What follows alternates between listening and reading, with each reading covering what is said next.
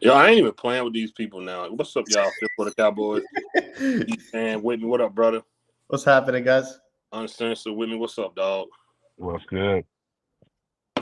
I'm so sick. I had to spend the whole listen. So I just got back in no, about 4 hours ago, right? I had to go to what was it called? Cadence, Ohio. One of them. I forgot the name. Oh, Cadet Ohio. Yeah. I had to take some cars. I just really got back in. And just on the road, I've really just been seeing these past few days people spreading bull crap. People drinking that Kool-Aid purposely. What's up, Tori? People just saying we haven't even played a down yet. Instead of playing it safe, instead of having a safe net, people are saying some of the most.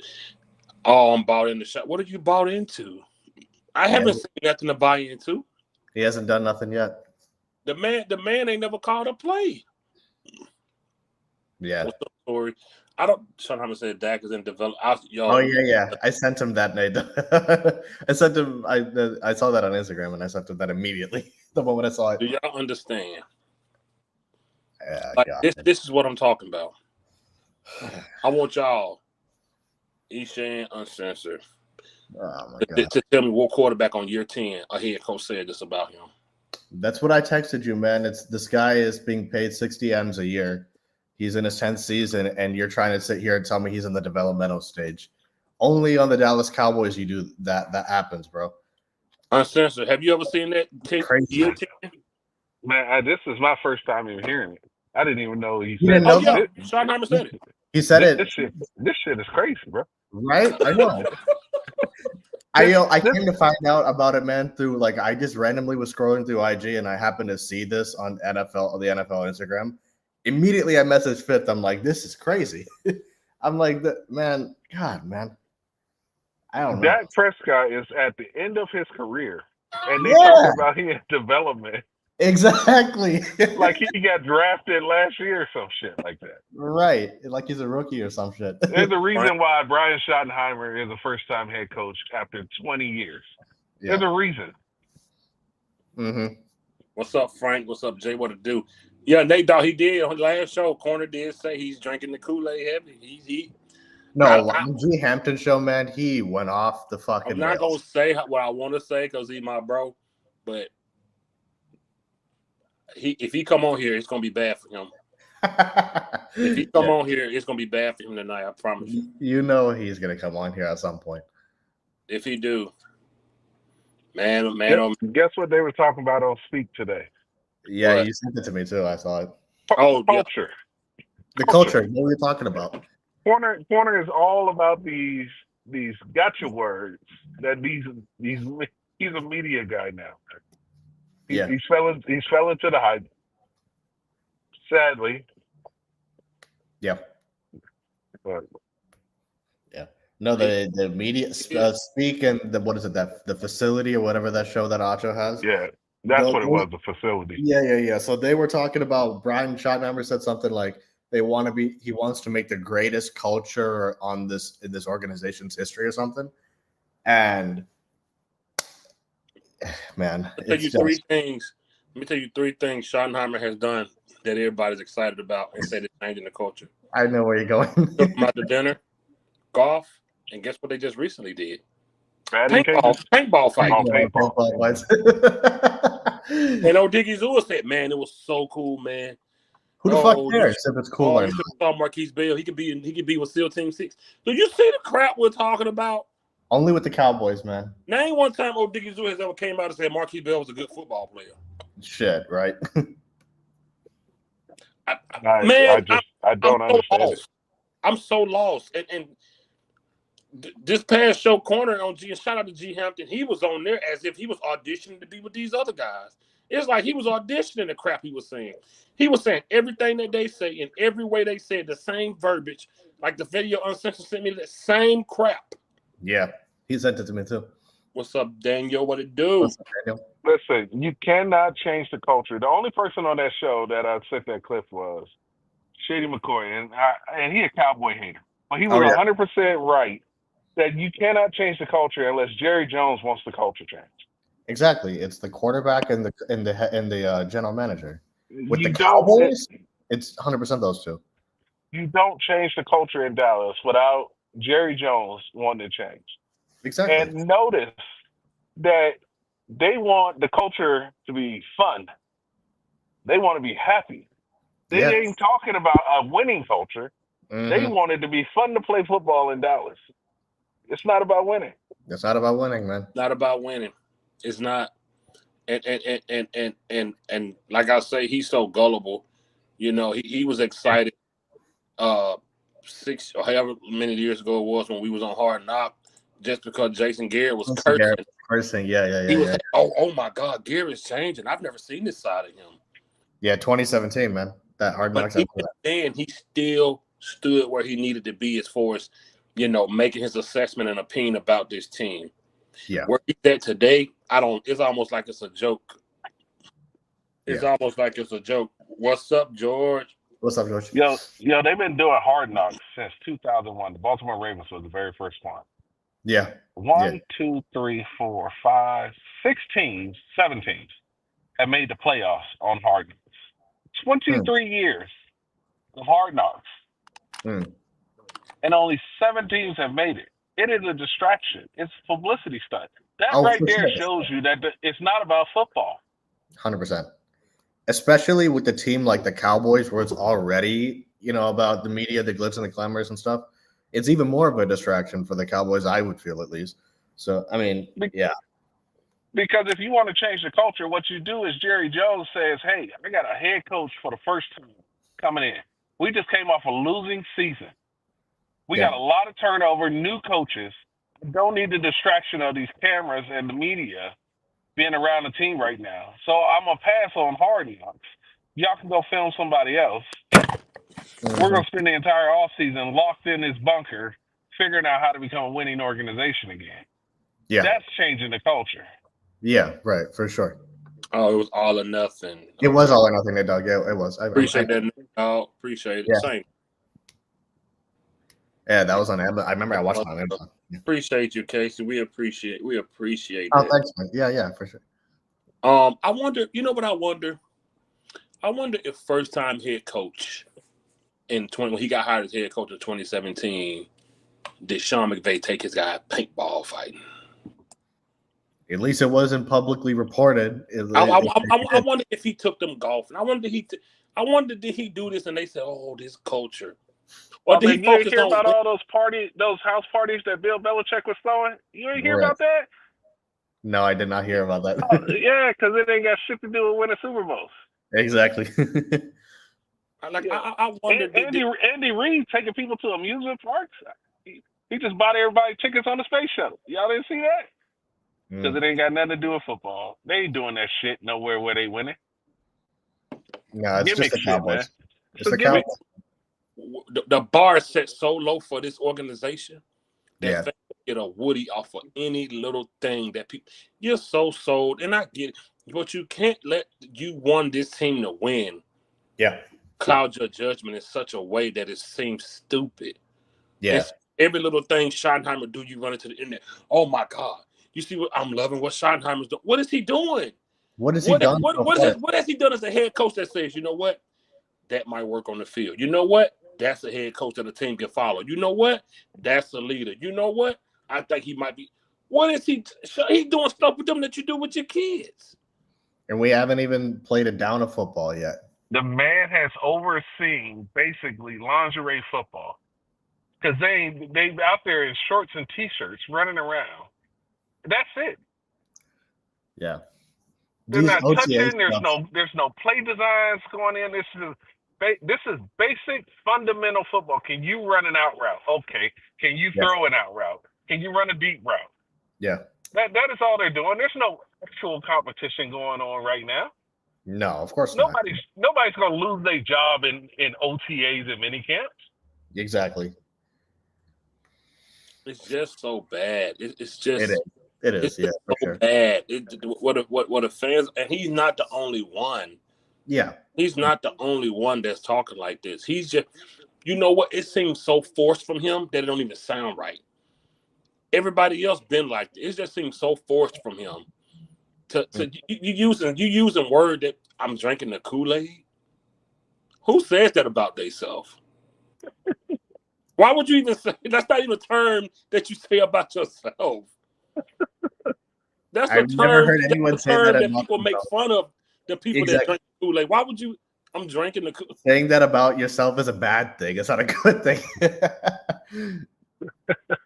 He said, Parsons said every time Lamb gets 100 yards, he's going to get a sack. Of course he does. That guy thinks that. He's stupid. So he's planning on getting 11 sacks? Yeah, basically. I ain't good. You look at it, you're probably looking at 1,100 yards for him. According to Corner, that's fine because he was having with those Diggy Zoo 4.5. So hey, there you go. So according to him, that's okay. Hey, so long as Micah cares about the stats, man. That's the bottom line. That's all they care about. It's individualism in Dallas. It's the same thing with Dak. It's the same thing with Dak and all of these cats, man. They care about the stats. They care about getting their money. More power to you for getting your money, but I just don't. When he said that the culture was changing, that's when I completely lost it with him, bro. Because I'm just like, anyone with sense knows that Jerry Jones runs the Cowboys. It's not that hard to figure that out if you just follow this organization. It's common sense. Everybody knows that he runs the Cowboys. He himself said that he runs the Cowboys. He's came out and said that there's no decision that gets made on this team without my say-so. So who do you think is calling the shots? It's common sense. 80 coined the term. Desperate. Yeah. They're so desperate. They're holding on to every single word. And see, when you come off a losing season after going 12-5, 12-5, 12-5, after 12-5 they screwed up. You're like, man, if you can get a couple more pieces and they can play better, you're good to go. Right. But when you come off a season like last year, yeah, where everybody is down, everybody is down, you have to hang on to shit because you can't count on last year being just a down year. And everybody's talking about, keep hearing, well, they won 7 games without that. Oh, good Lord. The problem is they didn't play 7 games against these teams that we are playing this year. Yep. That was a completely different schedule last year. Yep. If we played this season without Dak, we probably win 3 games. Yeah. If we're lucky. Yeah, total. But for some reason, they like to misconstrue. Everything has context. Everything. Yeah, 100%. Every season is a different journey. You can't compare last season to this season. You can look at it and kind of infer things off of it. Right. But you can't say, well, Dak Prescott, we won 7 games and he was hurt. But you fail to mention that you were 2-5 when he went down, and he gets the other loss on the game he went down. Yeah. It was 3. We were 3-5. 3-5, yeah. So he had a losing record to start. Exactly. If you extrapolate that out over the rest of the season, you got 7 wins. Yeah. That's the thing that drives me crazy. It's like people acted like we were world beaters with Dak. I'm like, the dude had 8 picks halfway through the season. He didn't even play half the season, and he had what, 11 touchdowns, 8 picks or something like that, and we were 3-5. So who was the quarterback during that Saints blowout? Dak Prescott. Who was the one that struggled against the Steelers throwing red zone interceptions? Dak Prescott. Yep. Yeah. Hey, Frank. Hey, look, he said, man, listen, man, I don't care if the steak fake. Put me back in, bro. Put me back in the Matrix. I'm tired of this real world. He sat in that restaurant and ate that fake steak and he did not care that it was fake. He said, man, I'm on a stupid ship called a Nebuchadnezzar, whatever it's called. I'm eating this nasty stuff. There's one girl on here. She like, one dude, man, get me off of here. These raggedy clothes. I don't believe. Hey, that's who Corner is. That first Matrix is the truth. I love that movie. I just watched a clip of Corner saying that Cooper Rush played better than Dak last year. But now all of a sudden he's on the train. I watched a clip of Corner telling the guy on Junkie Page, dude, dog, it don't matter who we bring in here. As long as Dak back there, we ain't winning jack. Yeah. Well, Corner's been saying that for a long time now. Corner and said this was March 31st. Yeah. Back live, March 31st. He's on his channel saying, on Sports Junkie channel, it's still up the live, because Corner like to say, what's the reference? So if he come over here, I'm going to give him the exact live. It was a guy on there that said, we lucky to have Dak. And Corner said, what has Dak done for us? What more has he done than Tony Romo? Yeah. He said, dog, it don't matter. He said, Dak has had all the help he need to get further. It don't matter who we bring in here. Dak is still the quarterback. We're not going anywhere. He's literally just said this 2 months ago. Now all of a sudden, it's we don't want to win because we're still uttering the same thing he said. It's like he's auditioning to be a part of the media now. I don't know if he want to have Brian Broaddus on talking crazy, or I don't know what he want. I don't know if he want to do a show with law-abiding citizen and Stanky Ankle them. I don't know what it is, but it's like he's auditioning. Like That's a good name. I got to use that one. He also said it's okay to change the narrative. You got yeah, he did say that. Yeah, he said that. You have to show something to change the narrative. Yeah, nothing has changed from the time he said you can't do it with Dak Prescott to now. There's nothing that's changed. You've got some names on the board that you drafted that you don't even know is going to make the team. How they going to play, shape out? Wasn't he all in on Jalen Tolbert before? Yeah, he was. Jalen Brooks. The only thing that's changed is they are riding so much on the Pickens thing that's it, because like they're just banking on that like it's everything. Like, I'm gonna change everything. I got a clip I'm gonna sing y'all later. I didn't have it prepared. But the shit that's been going on with Pickens, wait till you see this. It's like a 15-minute clip of just Pickens losing his shit. With the Steelers, personal fouls, even in college. And he is who he is. He's going to be a problem at some point in this season.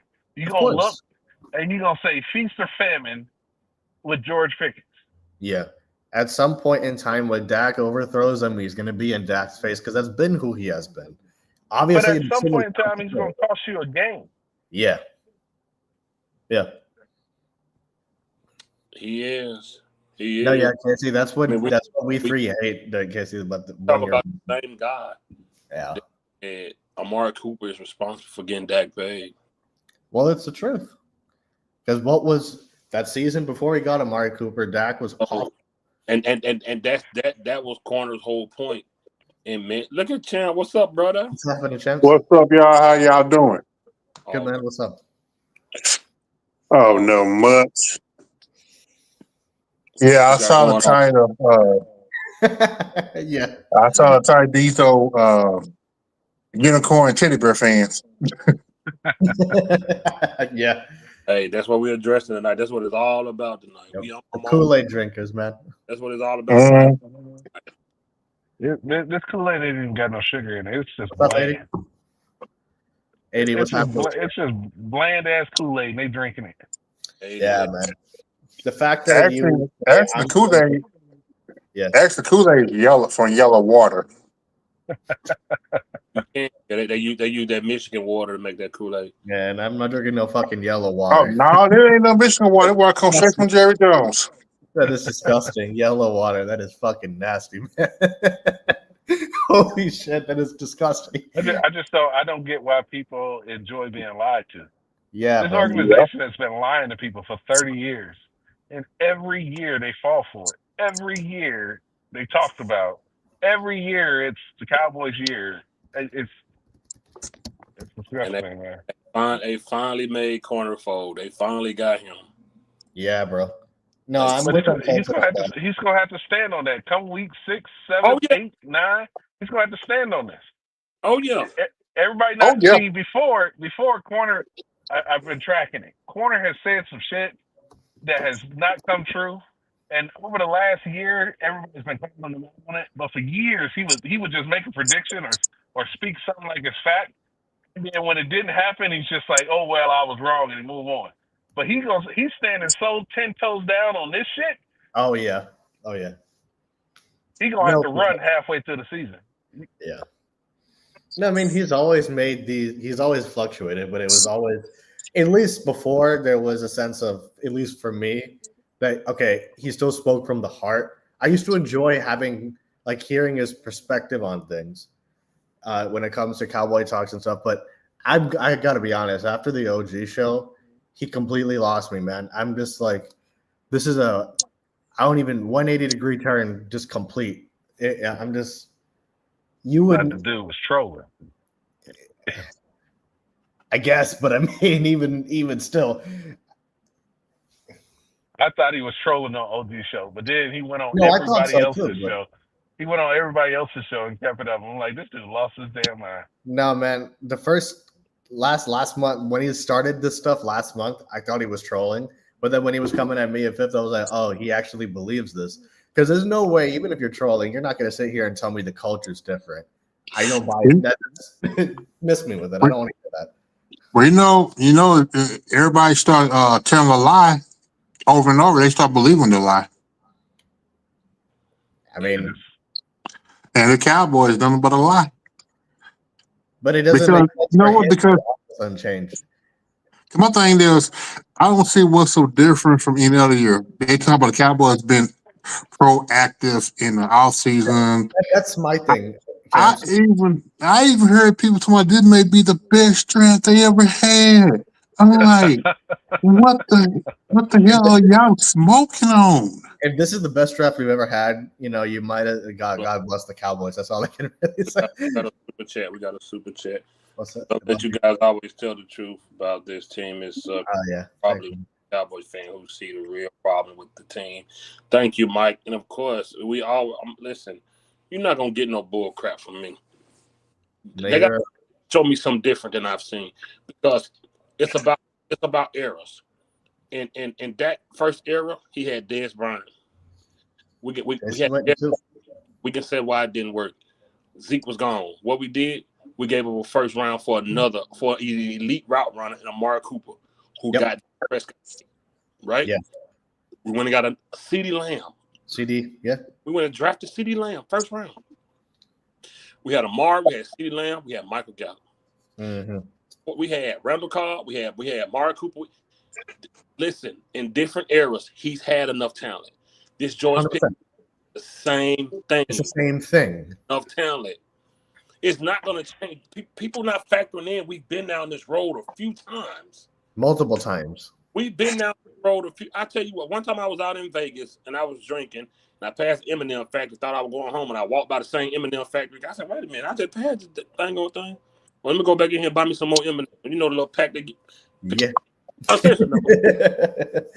it's a big ass M&M store out here. Yeah, I had coffee M&Ms and everything since I passed it twice. Coffee M&Ms. I got to try that one. They got all types in there, bro. Oh shit! Wow, that's good. That sounds good. We've been down this road before.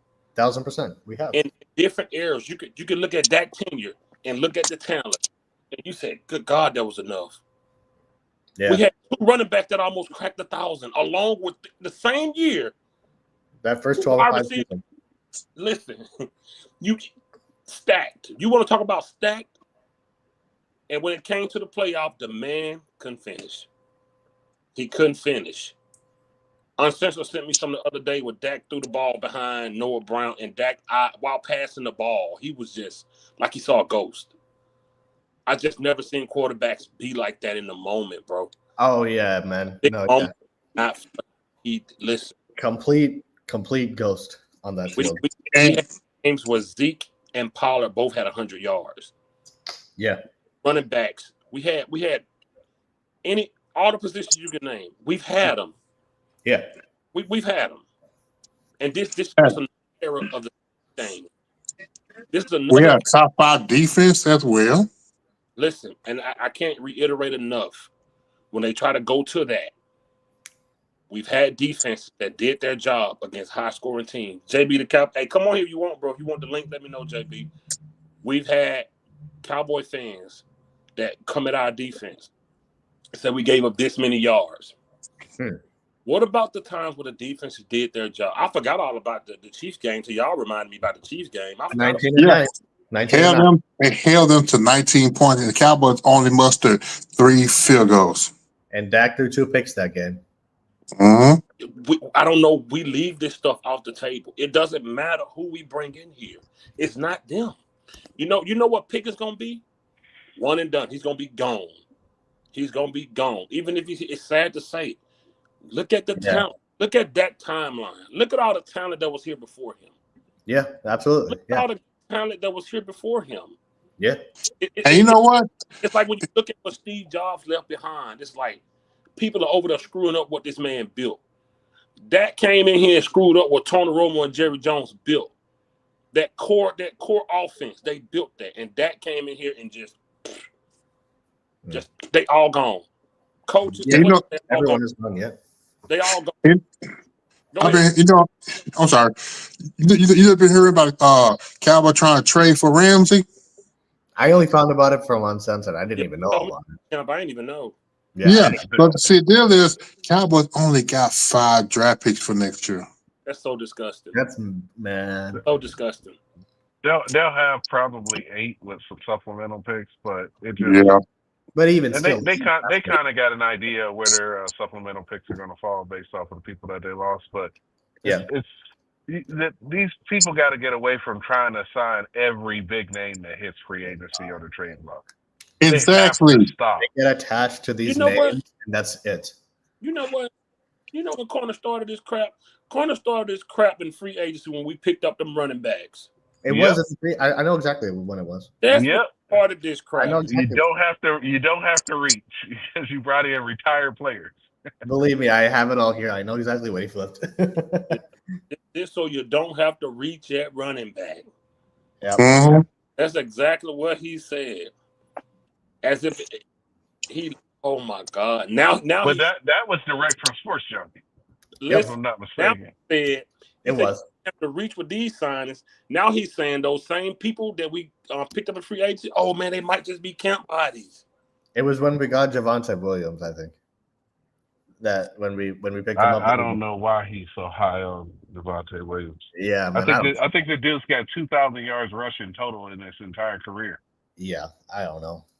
I think 600 yards. I think is the highest he's ever had in the season. I ain't gonna lie though, we do like we average like once the show in like 500 views. Like y'all got to get them likes up seriously. Oh yeah, man, hit the like button, man. We be averaging like once the show in a lot of views and like the likes. You get the playbacks for sure. I know that one. Yeah, the likes way down. So if y'all in the live, just please hit the like if you can. For sure. And you know what? Even G Hampton, who's a Dak fan, sometimes question Corner thought like. He at the end of the show, G Hampton said, "I won't go as far as you went." He said something like that. So I don't know. I don't know what's going on. I don't know. Like I said, I can't debate him no more because he's at that point. They just say it seems like he's trying to be media. He's talking exactly how they're talking. Yep. I'm drinking the Kool-Aid. I'm buying into Schottenheimer. What are you buying into? Based off of what? What is it to buy into? Golfing. So let me rewind people for a little bit. Go ahead. A couple years. What's up? Brian Schottenheimer was on this team in 2022. What did he do? Well, I didn't know who the fuck he was up until just a couple months ago when I hired him. Bingo. Okay. Now Brian Schottenheimer was on this team in 2023. What did he do? Did not know who the fuck he was. Nothing. And now all of a sudden, he's a head coach, and the culture in Dallas has changed. Right. You had a man that was in the building that 90%, and I'm calling it right now, 90% of these people on this fans did not know who Brian Schottenheimer was. They didn't know his position. They don't know what he did and contributed to this team. They didn't know. He got hired nowhere, and then all of a sudden now, because football is not about X's and O's, that was one of the first words out of his mouth in his opening press conference. And apparently football is about golf, paintball, and other bullshit like that, because I don't hear about football related activities. Why don't I hear about Dak Prescott and his $60 million refurbished from the ground up mansion with George Pickens and them in the backyard running routes? But no, he's in the developmental phase as a 10-year veteran. Man. This shit is insane, man. Yeah, man, it's crazy. Corner literally said on G Hump this, and I'm firing him up till he come on here. He better get on here. Hampton show and said Matt Eberflus had a good defense in Chicago. He ran a good defense in Chicago. Oh, good fucking Lord. Do you know that they were number 1 in touchdown allowed last year? Yeah, weren't they ranked bottom? Like overall as a defense? I didn't know. I confronted Corner about this. Last 2022, they were ranked dead last. They were ranked 2023, they were ranked 17th, I believe. Last year, they were ranked 12th. They said that this was a great defense. Tell me, I thought top 5 was great defenses. Top 10 was good defenses. Everything below that was average and bad and worse. In touchdown passes allowed, they were number 1. That's disgusting. In touchdown passes allowed, they were number. I'm telling y'all, we are closer to Mike Nolan than Dan Quinn. 1,000%. I'm looking. It's saying in 2024 they were ranked 27th, giving up 354 yards a game. Bro, I don't know. Golly. If he had an elite defense and the offense was struggling, I guarantee you he would still be the head coach of the Bears. For sure. They would not have held a rookie. They would not have held a struggling rookie against him if he had a top 5 defense. Yeah. Because that's what you need to help a rookie along, because he's going to make rookie mistakes. Yeah. I have a buddy of mine who I work with who is a huge Bears fan, and he was pissed the entire season about Eberflus, flaming his ass the whole season, saying how awful of a coach he was. Yeah, there he is. There he is. Yes, here we go. Oh, God.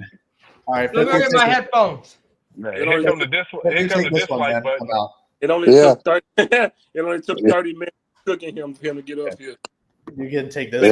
He had to go ask AI for every. He got all his tabs open with his AI on it. They're using that Chinese AI. Google Assistant AI, man. It's worse than Google. He over there using the Chinese brand one. Chat GPT. Yeah, that's what it's called. Yeah. Chat GPT. Because I use Chat GPT sometimes. Yeah, that's what it's called, man. Yeah, let's get it, man. Get them headphones and get on here. Hey, them headphones are perfect for the media that you're auditioning for. Oh, yeah. Those are perfect headphones for you're auditioning for. I don't know if you want Brian Broaddus on your show. Make sure you tell him how many his boys let touchdown passes allowed last year for his fancy defensive coordinator. What they ranked at. Yeah. Make sure you ask Brian Broaddus about the defensive coordinator that you're excited for, about him being number 1 in touchdown passes allowed next year. Make sure you ask that too. Maybe you can get James Slater to come on too. You might be the best player that can put their helmet on this year, because our team sucks. So you might need to be you might be the biggest defensive end we got because everybody else smaller. So you might need to put that helmet on and go out there. You might need to put that on. You guys better keep an eye on him. He's gonna try to. Oh yeah. They called you. You seen the Matrix? They called you Cypher from the Matrix, bro. They said you Oh want. yeah, Cypher from the Matrix. Get out. Hey, it's been rough in here, bro. We just been going down this roller coaster of things you've been saying over the past 3 months, and we just say that again. I said we just been going down this roller coaster of the ridiculous rhetoric you've been spewing out your mouth the past 3 months about Schottenheimer, Dak, and you know how you do pancake flip, you know.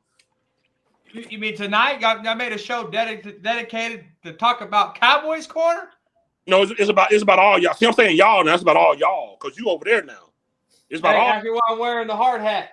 It's about all y'all. It's about all I'm y'all. wearing the hard hat.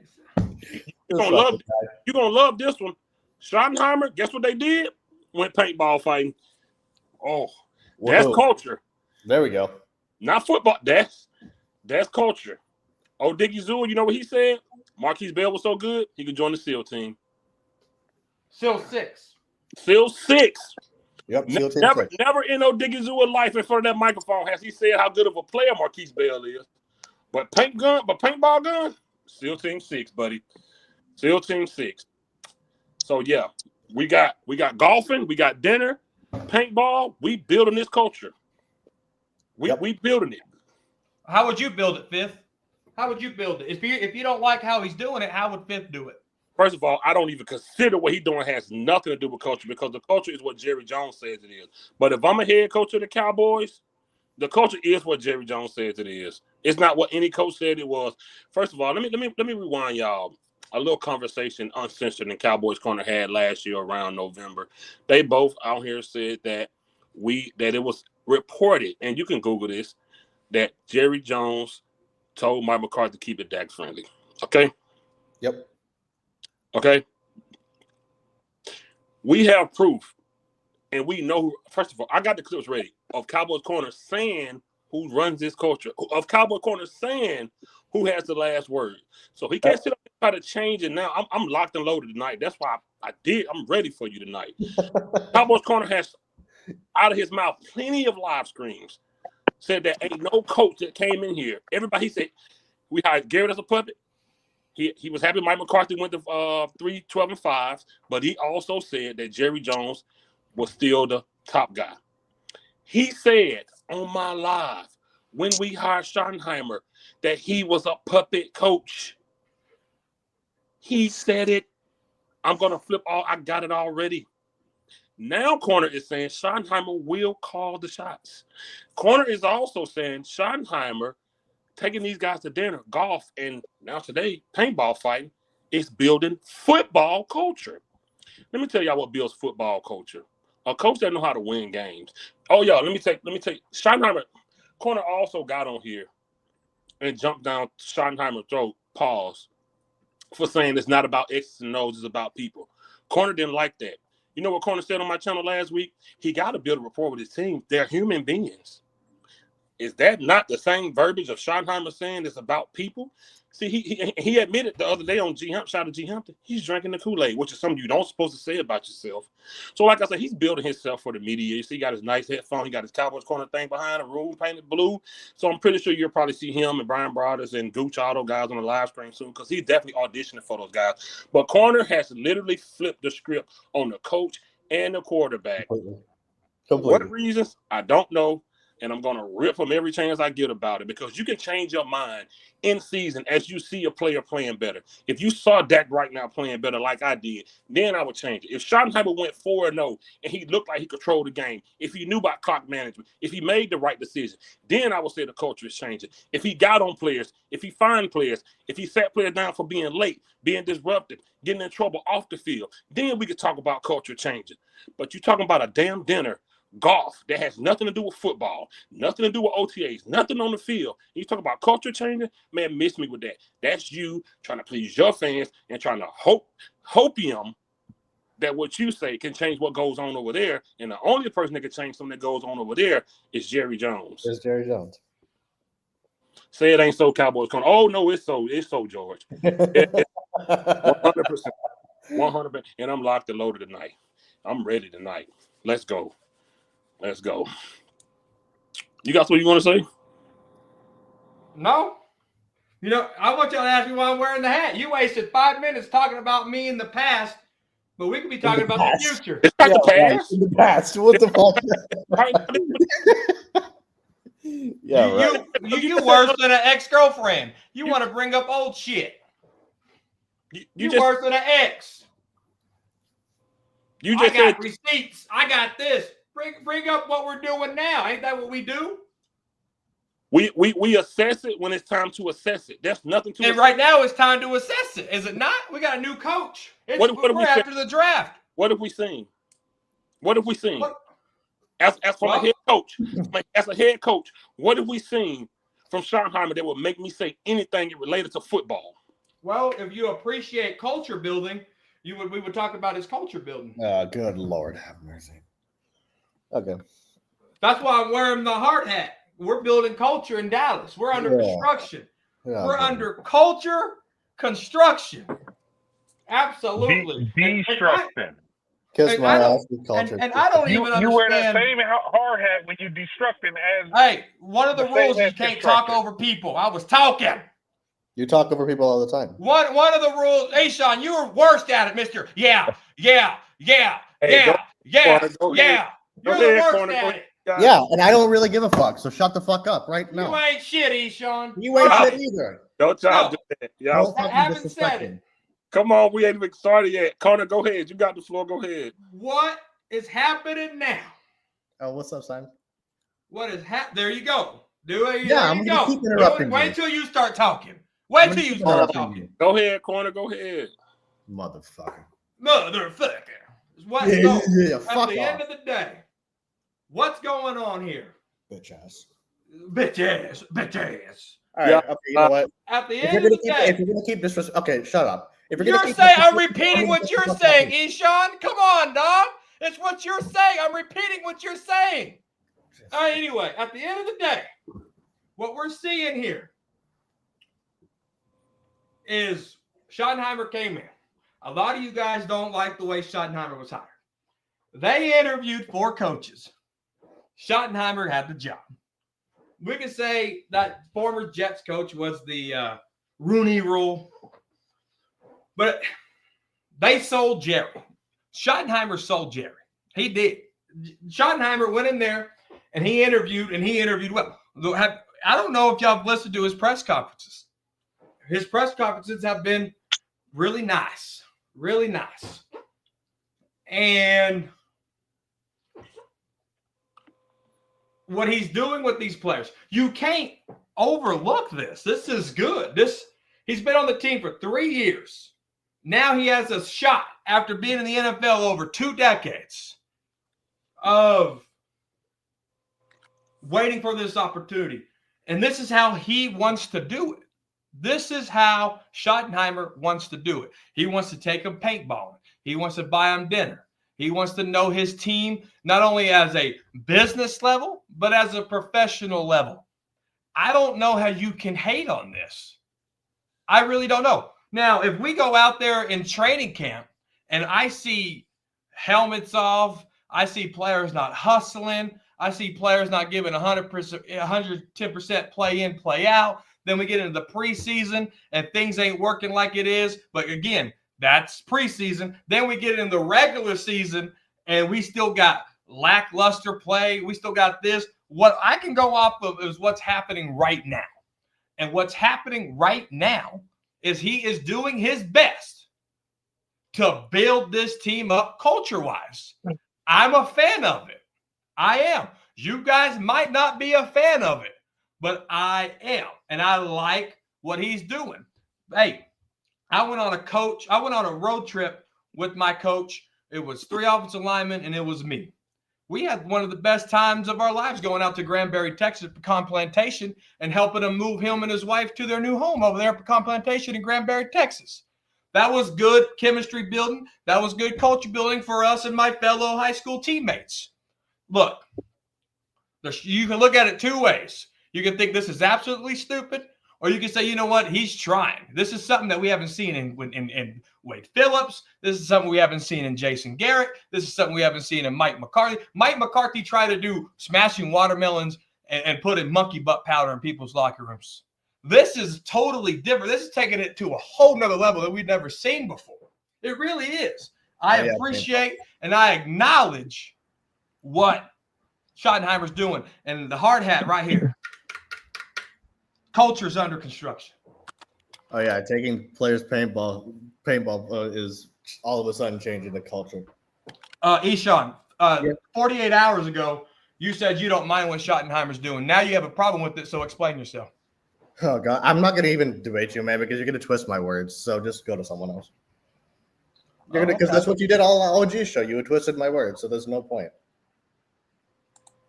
I said my piece about the culture change. I don't have any. Again, I'll repeat it in case if you hear it, you hear it. You don't, you don't. Okay, I'm not going to sit here and go back and forth with you. I'll just say my piece and let it be. I have no problem with what Schottenheimer is doing. I don't blame him necessarily for anything.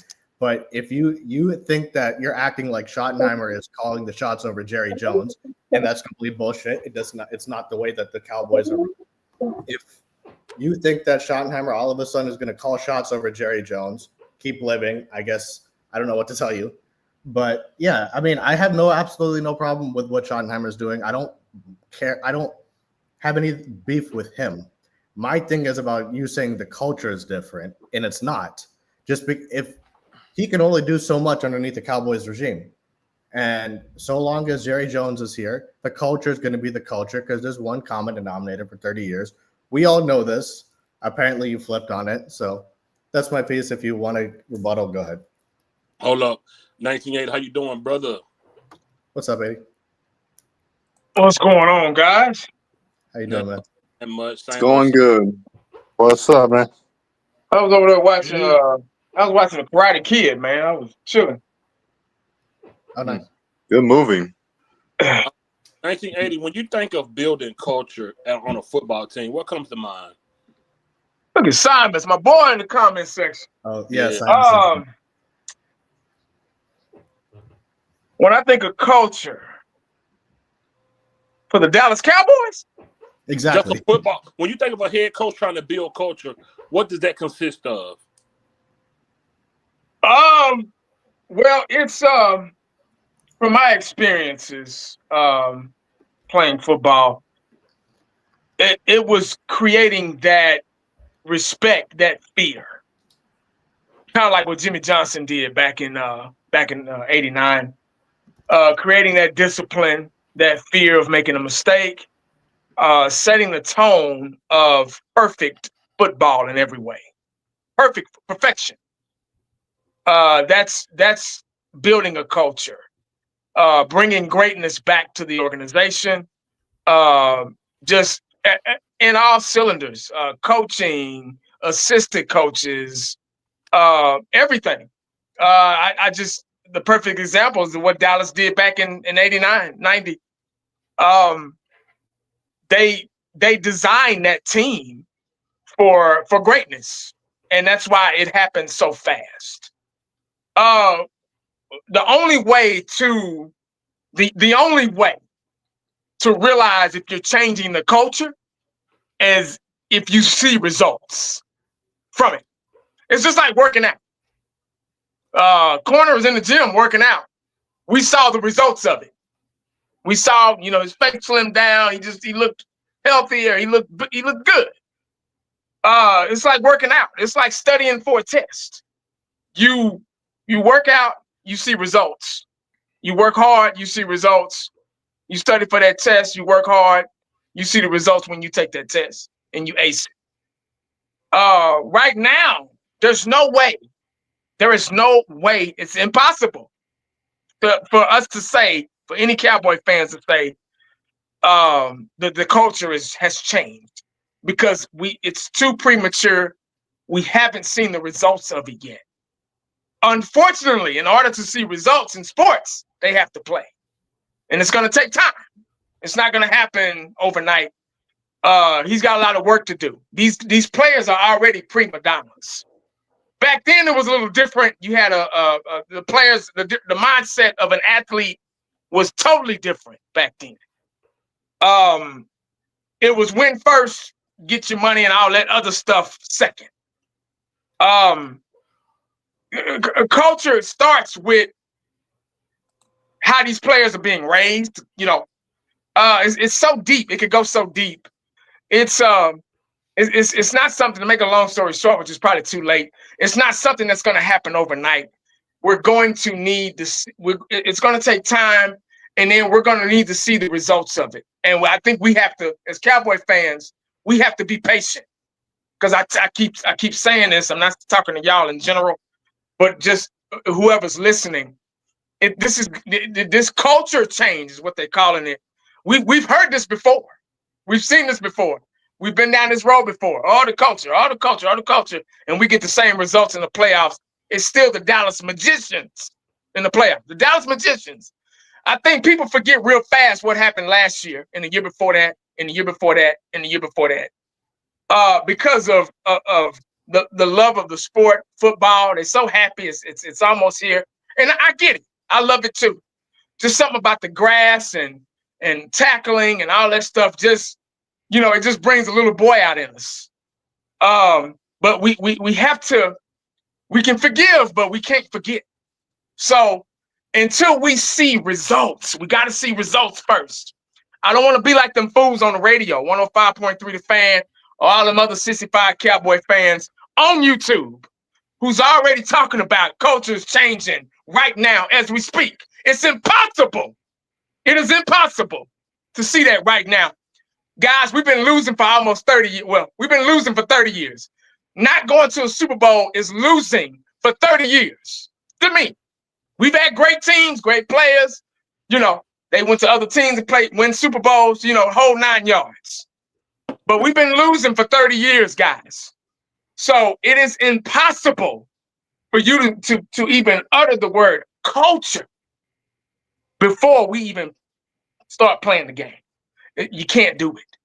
I'm all about results now. I'm not about the talking anymore. Everybody, we can get on here and run our mouths until we blue in the face. And, you go to different channels, they say they got a different style, a different approach. More power to them. But 1980 is that fly on the wall. I have to see it. I got to see it. It's good for discussion. It's good for topic. I'm not undermining you guys' thought process or anything like that. But I'm at a point where I have to see it. Culture is a very strong word. Culture is almost like racial. You got different cultures. Everybody, different creed. Black, white, Hispanic, Asian, Indian, whatever. Everybody, we're all the same, but we're different. We were brought up different ways, from different hoods. Simon's in the chat. We both grew up in the cliff, back in the day.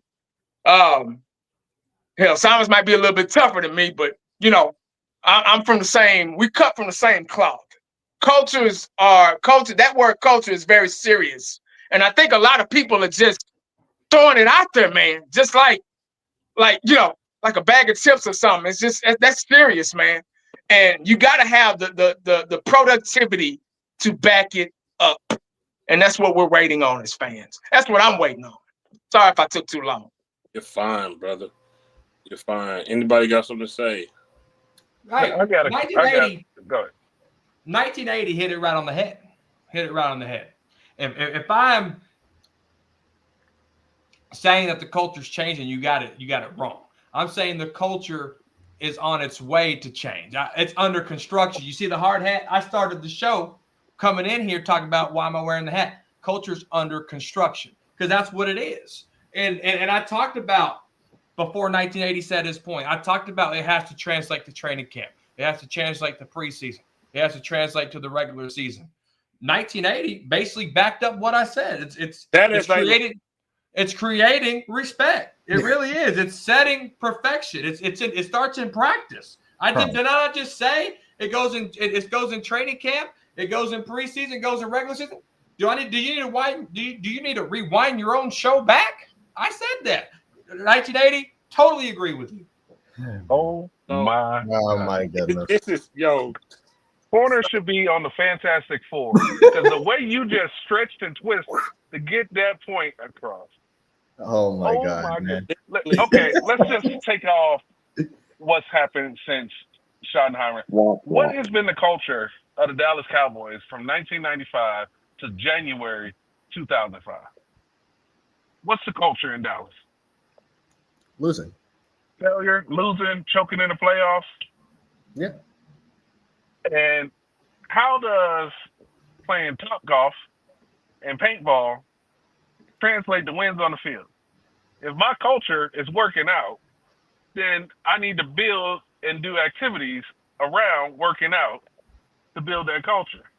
Football-related activities, field chemistry activities is changing the culture. The culture in Dallas is losing. And you're not going to change that culture by playing paintball and top golf. It's not going to happen. I don't know how you're trying to contribute that to any form of culture change when this is a football team. This is just a fun activity team or extracurricular activity team.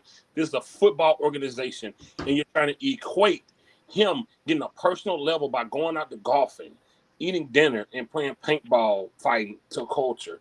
That's not related. Then you try to say McCarthy and Garrett ain't never did that. For the ones that don't know, 2022, McCarthy canceled minicamp and took the team golfing. 2013, Jason Garrett canceled camp and took the team to the beach. 2014, they played golf every Tuesday. Now, tell me how did that equate to culture between Dan and McCarthy, since you said they never did it? Did that help the culture? Did that help the culture? How does culture start now with things that are unrelated to football? Please tell me how. I wonder, did Sean McVay build his culture by taking his team out to win that Super Bowl? Or did he build a team and coach them the right way? I wonder, did he do that? Did the Eagles coach take them out golfing before his 2 Super Bowl wins? Or his 2 Super Bowl appearances and 1 win? Did they go golfing? Did they go to eat? Did they go paintballing? Or did he build that culture in football during the season? Aggressive in drafting, free agency, winning games when he needed to win it. Did he do that? Please help me, Corner. Was that building culture, or is your way and Schottenheimer way by playing golf and getting personal relationship helps you win? Please tell me. Yeah, I think personal relationship absolutely helps you get that started. 1980 started with it's about creating respect. Now that's how 1980 started that. This guy was on the team for 3 years. He was a consultant 1 year and offensive coordinator for 2 years. Maybe there's some players that don't respect him because maybe the players don't see that. So how can you get between you and the player and create that chemistry? How can you start creating that bond? You start creating that bond by going out to dinner, hanging out with these guys, getting to know these guys on a personal level. That's 100% accurate. That's 100% truth. Whenever you're in a job interview, 9 times out of 10, in a professional setting, you're either going to have an interview over some type of dinner, or you're going to have an interview at a desk, and they might offer you or cater you a water bottle or a soda pop or something like that. It's just all about conversating. Food is hospitality. When someone dies in your family, what's the first thing they bring you? Food. It's a comfort level, right? So at the end of the day, you got to start somewhere. And this is how Schottenheimer wants to start it. I cannot disagree with how he wants to start his culture building, but it's something different. It's something refreshing, and I can't wait to see how it translates. I got a question, Phil. Go ahead, brother. I think I missed something. Schottenheimer's taking players out to eat. Oh wait, is that what I'm hearing? Oh wait. Schottenheimer took him golfing. He took him out to dinner. Okay. And they went paintball fight, and Corner said that's contributing to culture building. Yes. 100%. Yes. Okay. Let me coaches, respectively. This is respectfully because I don't want to disrespect anybody. That's the first thing I gotta put out there. Coaches, a lot of coaches do shit different. That is not the way you want to start. See, you're a coach. You're a parent. I'm your parent. I'm not your friend. I'll be cool with you, as long as you winning. I love you, like Ken Norton said. With Jimmy Johnson said, when you're making plays and you're making tackles, I love you. But if you're not, I don't love you anymore. I don't think that's a good idea, Corner. Like I said, I'm not undermining what you're saying because every coach does things differently. So I don't not see him doing anything like that. I don't doubt that he did something like that. This is my first time hearing about it, and I think that's already setting up a bad vibe, a bad sign from a coaching to a student or a player, if you will. You don't want to do that. These guys are supposed they not your friends, man. They supposed to be afraid of you. See, when you walk in that door, you should be able to hear a pin drop. There's no Hey man, how'd you know, last night was cool, man. That's what the players do. Let them do that shit for each other. Coaches and players are two different. It's just, you just don't do it. Coaches have a job to do. And they have to create that fear, that respect, that perfectness in each and every last one of those players that are on the field. Hell, even the players that are not on the field, because you never know when they might get a shot because somebody get hurt. We don't want to. This is already kind of starting off a little rocky. Players going out to eat with the coaches and golfing. No. We're not gonna do that. That's just like motherfuckers changing jerseys at the end of the game. See, we're not gonna do that. See, I'm here to coach you and get you ready, dog. That's all I'm here for. That's the only. We got a relationship at work, but outside of that, nah, I'm good. Because I need you focused all the time, especially when you have a history that you've had in this classroom or on this field. We've been one and done. We've been the Dallas Magicians for so long. So I need it to be, maybe it's been a little bit too soft for these grown kids that we got.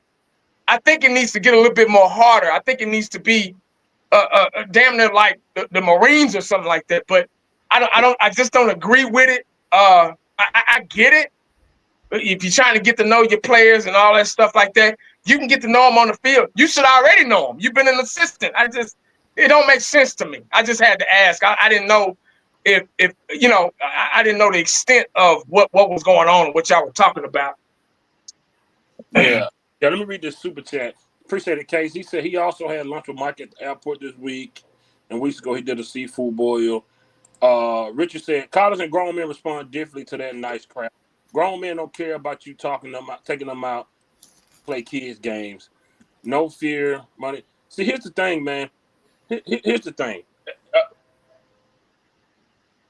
Head coaches that know how to win and that know how to lead a football team, they don't care nothing about that. They'll see you at minicamp, they'll see you at OTAs, and they'll see you at training camp. They'll talk to you and introduce themselves as the head coach. Nice to meet you. Heard you're a good football player. Can't wait to get out there and see you do your thing. All this extra crap about building a personal relationship, man, that's bull crap. And see, that's like mamas and daughters. When she said, I ain't your friend or your sister, I'm your mama. And she treated as so. This right here ain't got nothing to do with. Mike McCarthy did this. Look it up, 2022. Since Corner said, what's the source? Look it up. 2022, Mike McCarthy took them out to golf. Matter of fact, he canceled OTAs and took them out to golf. What did it do? Did that build a culture? What did that do? Jason Garrett took his team to the beach and golfing. They golfed every Tuesday. What has it done? The bar has been set so low for this organization that we see little stuff like this and be like, oh my God, Schottenheimer doing something different. He has done something different. He a coach that never called the plays that got a head coaching job. And that's because he was the last man in the building. He ain't did nothing special. He ain't showing me nothing special. That man get out there and he lead this organization and he put a I don't play that crap mentality on that field and practice in the game. If he changed the way the penalty been on this organization, then I said, man, Schottenheimer has really stepped in and changed his football culture. Until he showed me something related to football, I don't care about nothing personal. It's the same. You can't use this and say he's building a personal relationship, but in the same breath, Corner, say we don't care about what Dak got going on personally. We care about what he do on the field because we've said that 1,000 times. We said we don't his personal life, his donations, his charities. That's him off the field. We care about what he do when he's on that turf or whatever they play on. It goes the same thing for the coaches. I don't care about him seafood boils. Man, what can you do with these players? What can you do with a Lamb or Parsons? These guys is already grown men. Can you lead these grown men? That's the culture changer. Can Jerry say one thing and you do something else? Because Mike McCarthy almost cried when he was mad when Deuce Vaughn couldn't travel with the team and Zeke went. He got up there and said he hates it when the young guys don't get opportunities. So when Schottenheimer can change that, when he showed me something different than Mike McCarthy showed me, slow these penalties down. Oh, this guy's starting this week. Oh, this guy playing. I don't care what Jerry want with Dak, his $60 million quarterback. We running the ball with these running backs. Until Schottenheimer does that, ain't nothing changed about this culture. Ain't no dinner gonna change that. Ain't no golf gonna change that. And damn ain't no paintball gonna change that because we ain't played a down in preseason or the regular season yet. So something like that changes, ain't nothing got nothing to do with culture. What's going on right now in May? Nothing at all. Okay. So you asked the question about the Eagles, right? And you said that the Eagles have built, a physical football team, and et cetera, et cetera. This is from inside the Eagles.com. All right. And if I may have 2 minutes to read this section of the article for you. Go ahead. All right. Since becoming the Eagles head coach, Nick Serianni has been a divisive figure. His passionate sideline demeanor and intense competitiveness has drawn both criticism and admiration for fans and analysts alike. Yet, behind the scenes, Serianni has built a culture of trust and connection that has earned an unwavering loyalty to his players. His ability of his players and the unwavering ability of his players, his ability to foster personal relationships and lead with empathy has been a driving force behind the Eagles' success, proving there's more to his coaching style that meets the eye. So what that's saying is he does get on a personal level with his players. And I'm sorry if Schottenheimer does that to you. You have to start somewhere. And this is the way he's doing it. You asked the question, and I answered it for you, Fifth. Yes, Nick Serianni does personal relationship building with his players. 100%. And it works. And then you look at Schottenheimer's energy. You look at the way the players are responding in the interviews, talking about Schottenheimer, and they like the players. The horse's mouth is saying, I like what Schottenheimer's doing. The people that are in there day in, day out are saying, I like what Schottenheimer's doing. That's coming from the players' mouths. So first of all, you got to know Corner to know that he know how to take something and manipulate it to what he wanted to be. I'll show you the article. I know I'm not down the article. I asked Corner, did Sean McVay or did Nick Serianni do these?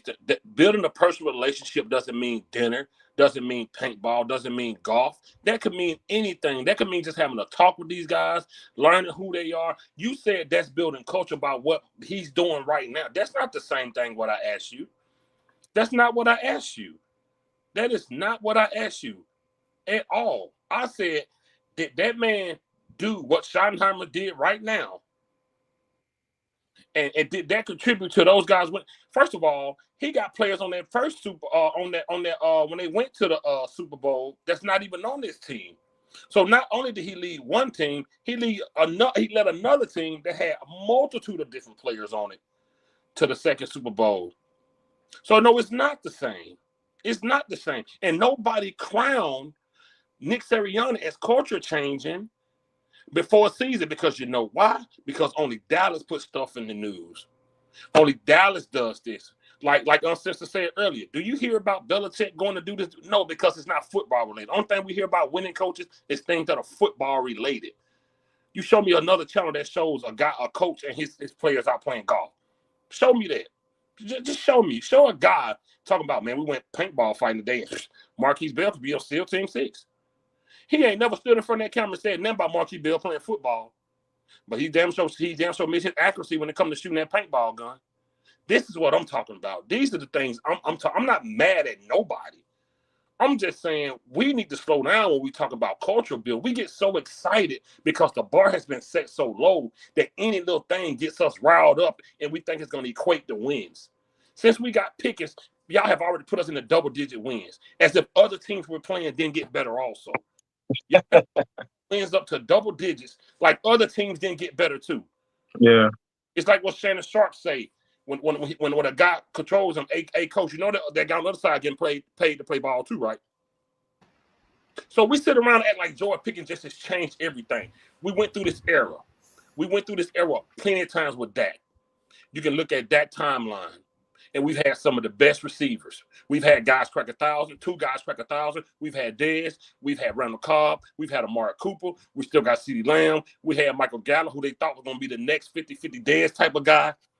He's been through it. We have games where Zeke and Pollard have both cracked 100 yards. This is another era of Dak getting good talent and us not being able to capitalize on it because he's not good enough and every coach we had just couldn't get the job done. We've seen this story before. Until he showed me different, my conclusion that it's going to be the same thing. If they come out there and they win 12 games and they go to the playoff, I'm going to be the first one cheering. But I'm telling you now how I feel based off what I've seen. And what I've seen is we've been down this road before. We've had the same gas station. We passed the same little Walmart. Like, man, that look familiar. We done seen it before, man. We done did it before. We know how many miles we can go before we need another pit stop. We done seen it before. And I'm going to stand by that. I don't care about dinner. I don't care about paintball, man. How could you feel like that when we ain't won nothing? How could that excite you? How could that excite you? I'm still on the fence because we got a guy that they never called a play in his life. And I'm supposed to be excited because he's feeding these dudes? Man, I'm not excited. I'm tired of losing. And y'all get excited just because Schottenheimer taking these guys to eat? And you say he never called a play? You just say he never called a play in his life? This team, I mean, as a Cowboys coach. Oh, okay. On this team. And what does it matter if he called a play somewhere else? If he was that good, he'd have been somewhere else as a coach. The man sat down 2 years, and he was an analyst at first. Last year, he was an OC and didn't call one play. One play. No respect. No respect from Jerry Jones or Mike McCarthy to let the guys call. He sat back and watched. He sat back and watched. I have nothing to be excited for yet. If that man game by game go out there and show me something different, I'll be on here like Schottenheimer proved me wrong. But until then, I've seen this dance before. I've been to this dance before. I can almost tell you the song they're going to play after they play Bump and Grind. Because I've seen it all before. He ain't showing me nothing different that McCarthy ain't showing me in 3, 12, and 5, that Garrett ain't showed me in 12 and 4, and whatever you want. I've seen it before. I've seen Jerry still runs it. Dak's still there. We've had the best offensive line. This ain't the first time we had a dual threat at receiver. This is not the first time. To make it worse, this time we got an inexperienced head coach. At least with Mike McCarthy, we had a Super Bowl coach. We got an inexperienced coach this time. Why am I excited? I'm not excited. I'm not going to feel how y'all feel in hopes my feeling makes it happen. No, I'm going to feel how I felt based off what I've seen. And I haven't seen nothing to get me excited, especially by a coach, an inexperienced coach, and a quarterback that can't stay healthy. 19, you probably don't know this. Do you know Schottenheimer just said Dak Prescott is still in developmental stage? I read that. I did. This man is at the end of his career. This is the head coach Cowboys Corners is excited about. This head coach said Dak Prescott, this man is at the end of his career. Man, go ahead. Y'all go ahead. Well, hold on. He said something about Brian Schottenheimer and the Dak statement. Now, y'all know me. I'm pretty hard on Dak. What Schottenheimer was talking about Dak there, if you go watch the whole press conference instead of a clip, what Schottenheimer was talking about was the cadence. Because Schottenheimer said that they might change the cadence because his cadence is what? Yeah, here we go. And whenever he says, yeah, here we go, what happens with the ball? It gets snapped. So Dak doesn't change his cadence up. So whenever he was talking about Dak still in development, he was talking about the cadence, not Dak was still in development well, he still needs to be in development of footwork. Absolutely. His footwork is atrocious. But he was talking about the cadence of it. That if you go back and watch the conference, that's what he was talking about. How in your 10th year you can use the word develop? You can't use that word. See, I can see now you're going to make every excuse for Schottenheimer. I can see right now. The fact that you just tried to dissect and put it to it's him. It's his cadence. It's not a part of him. Am I missing something? How can just a cadence be in developmental? What? What are we talking about? You don't use that with a 10-year veteran. I don't care what you say. Ain't no cadence in how in 10 years that is still in development. That's just a bad word to use with a veteran quarterback that makes that type of money. That's a bad word to use. I guess I can agree with that. It was a bad word to use. I can agree with that. Like that's where we at. This is where we at. This is where we at. Food, golf, and paintball, and we changing the culture. Not a snap play. We don't even know the 53 yet. Right. Yeah. Not played, and we already talking about culture change. What culture change? We don't know if they're gonna respect this man. We don't know that. You feed me out, pretend like I like you too, dog. Yeah, man, you good coach, man. I wish they let you call plays last year. I'll say what you want to say. You feed me. When you get on that field and you can show me something different, if you can get these penalties down, if you can control this organization for real. Michael Parsons walking off the field for the game over, Zeke showing up late. If you can do all this as a head coach, that's culture change. Yeah. Culture change. Don't say it starts now with dinner, whoop de whoop. If he doing culture change, we don't see it. Because what they showing ain't got nothing to do with culture. If he doing culture change, we don't see it. Show me football stuff. That's culture. Go ahead, Corner. Okay, so Nate Dogg's comment, he says, so changing his cadence will make him better. Aaron Rodgers had the same cadence his whole career. But it's how you use that cadence. And anybody that watches football, even 1980 as a defensive player, can tell you that cadence is very important, especially when if it's 3rd and 1, how are you going to draw the defense off sides with your cadence, right? John Gruden, if you watch a lot of his Barstool Top deals, he's a big cadence guy, right? And it's a white 80, green 80, Omaha. There's a lot of cadences that different quarterbacks use, but it's how you use them. One, to get your team set. Number 2, to get the defense to play in your hand. I mean, Aaron Rodgers, yeah, he's had the same cadence his whole career, but it's how he uses that cadence. Because it can really confuse and disrupt the defense. We have not seen that from Dak in the time that he's been here. It's just been whatever cadence he used before. Yeah, here we go. I didn't even think there was one, to be honest with you. It was just ready, set, hut, I think. Correct me if I'm wrong. I really don't know what his cadence was. But the cadence is a big part of an NFL quarterback in controlling the line of scrimmage. 1980 being a defensive guy, am I right or wrong on that? Well, it just depends. I don't really fuck around with cadence like that. I think your game speaks for itself. If you're a good quarterback, no matter what your cadence is, it'll show. I get what you're saying. I get what direction you're going in. But I just I don't really buy into the cadence thing too much. I think Dak Prescott used the same cadence that Romo did when he was, I guess, in so-called starting training. I think he was saying, why did he set? But yeah, man. Like I said, once again, it goes back to results. It goes back to results, man. I think that's what we're looking for. That's what we're waiting for. I could care less about cadence. I get it. I understand cadence. It's you hit it. Some things that you said were what made a lot of sense. But it just I just think Dak needs to. He has a lot to prove. Shotty has a lot to prove, a whole lot to prove, and he has a lot to deal with.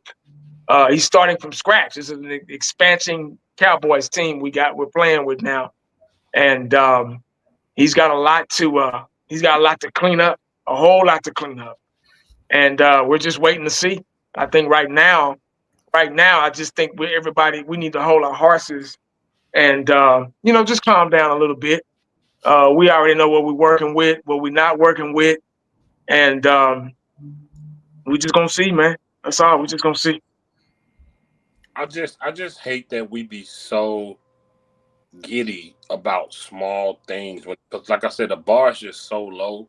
We get super excited too easy just for a letdown. Schottenheimer, the man never coached he just never done this. If Mike McCarthy would have stayed, he wouldn't even had this position. He'd have been on the sideline still not calling plays. That's my point, man. Every year the Cowboys have a gimmick in the keywords. Yeah. Can I get the link? Yeah, you can get the link, brother. I just, like I said, man, I don't do this. I ain't been doing this for this many years because I don't want the team to win. But I'm not gonna get up here and just say crap. I only can talk about what I see. I'm fair. Dak, when I called, I got on my channel every week and supported Dak. Every week and supported him when he man up here supporting Dak. Even said that he was gonna show out in that Green Bay game. I was supporting him every week because he showed me something different. And that's all I ever do. And I can't judge Schottenheimer. I can't judge. I don't know what to judge. Appreciate. Thank you, Casey, for it. It's a team building, not cultural change. Yeah. Shout out to Champ. Salute, Champ. Champ, don't be sending me no money. You want culture change? Run the ball. You know, I got Mike McCarthy said he wanted to run the ball, and he didn't. It didn't happen. It didn't happen. I got a video right now that said Mike McCarthy lied to us. I got my channel titled that right now. So I don't get up here and just hate people, man. I only talk about what I see. And I'm not run the ball. say about Schottenheimer. Only thing Schottenheimer has showed me is golf and food. I have nothing else to talk about. How come you didn't tell me to send you money? Because you low-key paid. Stop playing, man. He's funny. You funny. Good Lord. You ought to be happy. I appreciate it. What's up, Alexander? He just ain't showed me nothing. I don't have nothing to be excited about. I want to be excited. And even when we got George Pickens, I said that probably gave us 2 more wins. I'm on my live saying that. That's far as I can go. But even then, I said Dak is still the quarterback. I just don't see it. I don't see much. We've had this rodeo before when it came to Prescott. I put you in, mean mug. Come back. It just don't excite me, you know. I'm just not as like easily moved as other fans. That's the best way. I'm not as easily moved. You know, Corner, I saw you say you're drinking the Schottenheimer Kool-Aid. I don't know what's that about. That makes no sense. That just feels like you forcing it. That's overboard. You don't even have to say that to just say you supporting Schottenheimer. That's just over. What does that even mean? Well, I'll tell you, I can answer that for you. You were very skeptical of Dan Quinn when he came into the Cowboys in 2021. You were very skeptical. You said, "Oh, he had names, he had personnel over there."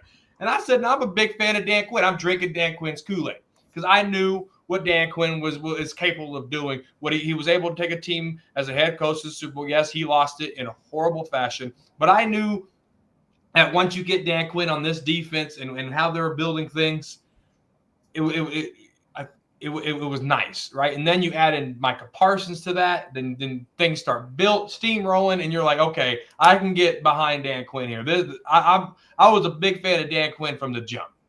So with Schottenheimer, it took me up until 2 weeks ago for me to start buying in to Schottenheimer because I had to listen to what he was saying. Now I got to see what Schottenheimer's doing, right? And so when I look at that, of course, and I said at the first of the show, it has to translate to training camp, preseason, regular season. It has to translate. But I'm going to give the gentleman props because what he's trying to do, he has his foot in the door and he's making the most of it right now. Everything that's in his control, he's trying to manage what he can control. And right now, he's managing his team. And when I look at the players responding to that, something has to be working for them. So if it's working for Schottenheimer, it's working for the players. It sounds like that locker room is all on the same page, right? So with Dan Quinn, I was instantly drinking the Kool-Aid even before we drafted Micah Parsons, right? Now with Schottenheimer, it's okay. I'm drinking some Kool-Aid now from you because you're showing me some things that I haven't seen before. So I'm giving you the benefit of the doubt here. I'm putting Cowboys corner on the line for you, Schottenheimer. This has to translate. Go ahead, 80. I had a question for corner. I don't know if you're reading responses from the players on how they're responding to Shotty. How do you know that they're responding in a positive way? I just wanted to ask a question. Yeah, 100%. The player interviews. They can sit there. Body language is a thing, right? It ain't like, oh yeah, he's really building the culture. He's doing this. It ain't like a robot lame duck answer. It's like, yeah, man, he's really doing it. He did this, he did that. They're laughing, like their body language. They light up when they talk about it. They're lighting up when they're talking about Schottenheimer. That only spells positive vibes coming from that locker room. And so it's like what he's doing is translating for the way that the players are responding to it. 100%. Oh, I just want to bring in JB. How you doing, brother? What's up, man? What's going on with the panel, everybody? what's up, dog? How you doing, man? 1980, yeah. What's going on, man? You've been an inspiration to me, my bro. You know. Hey, I appreciate it, man. I ain't nobody. Hey, how's it going, everybody? What's up, dog? How you doing, man? What's up, man? If I could, I wanted to speak on what you was talking about, Fifth, with you know how you seen enough with Dak. I made a video the other day, and it was like I see some of these Cowboy fans, I call them Dak fan Slurpees. And it's like they can critique every position on the team. They can critique the coaches on the team. They can critique them to the point where they can say they're good or bad and get them off the team. But they don't do that about Dak. And I'm like, how can you criticize almost every player? They could criticize the water boy. But they can say, get off the team or we don't need you. I see so many videos they make of that talking about this with wide receiver, this running back, what they didn't do, what they can't do, why they shouldn't be rated this high or what have you. So I'm like, that's a little hypocritical to be like that and say, you know, I'm gonna say for myself what they say to me, you ain't a real Cowboy fan because you don't like that. But you don't like other players on the team and you're not a hater or you should trade teams or root for another team. So I'm like, hold on, man, this stuff is it's kind of weird, man, for my team that I've been loving for 40 plus years, bro, to see this type of, you know, mindset of our fans. So where we at? Yeah, Because it's been so many years, man. That's what it is. And a lot of these fans, salute to everybody on the panel. Salute to everybody. I mean, I'm gonna be real quick. I don't like to hold it. I like to listen to y'all chop it up. So I don't like. But what I want to say was I want to jump on and just say this, man. I've been a Cowboy fan since I was 8 years old, man. I was born in '81.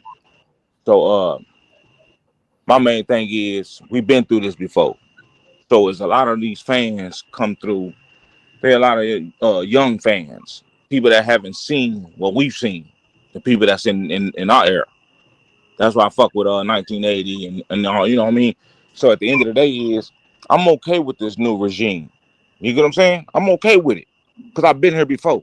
I'm okay with it. We need a whole new rebuild. And the thing about it is, and I just want to say this, I kept saying, I don't know who it was. I was following him, Maxwell Harrington. I said he was gonna be a number one pick, but nobody even talked about him. Nobody. I'm telling you, that's my partner, man. So at the end of the day, is he got drafted number one. The Cowboys are in a rebuild. We just got to be patient, man. And I like what Schottenheimer is doing because we don't know. It's basically like you don't know what you're getting. You don't. So just be patient because we didn't know what we was getting with Quincy Carter. We didn't know, but we was patient. Let's see what you got. Yeah. Same thing with everything. Man, we don't know what we're getting. But one thing I do like about Schottenheimer, he gonna stick to his guns. He's basically changing the whole. I honestly think that Jerry Jones and Jerry and Steven is actually giving him the keys to let him do what he do. Now, will it work? We don't know that. But guess what? As a Cowboy fan, if you're a true Cowboy fan, that's what anybody on this panel, anybody out in the world, if you're a true Cowboy fan, just sit back and be patient. And let's see what it do. Do I like Pickens? I'm still not sure about that, to be honest. I'm really not sure about that. Is he a good receiver? Of course he is. Never gonna take that away from him. But will it mix with Dak in them? Because you gotta think Dak is what? He's 31. He'd be 32. What is he 31 or is he about to be 31? 31. He's 31. He'll be 32 in July. Yep. So Dak, even though Dak is at the end of his prime, because you in your prime, you start your prime at 25, 26. You're in the middle of your prime at 27, 28. When you get to 31, you kind of basically at the back end, but you're really not.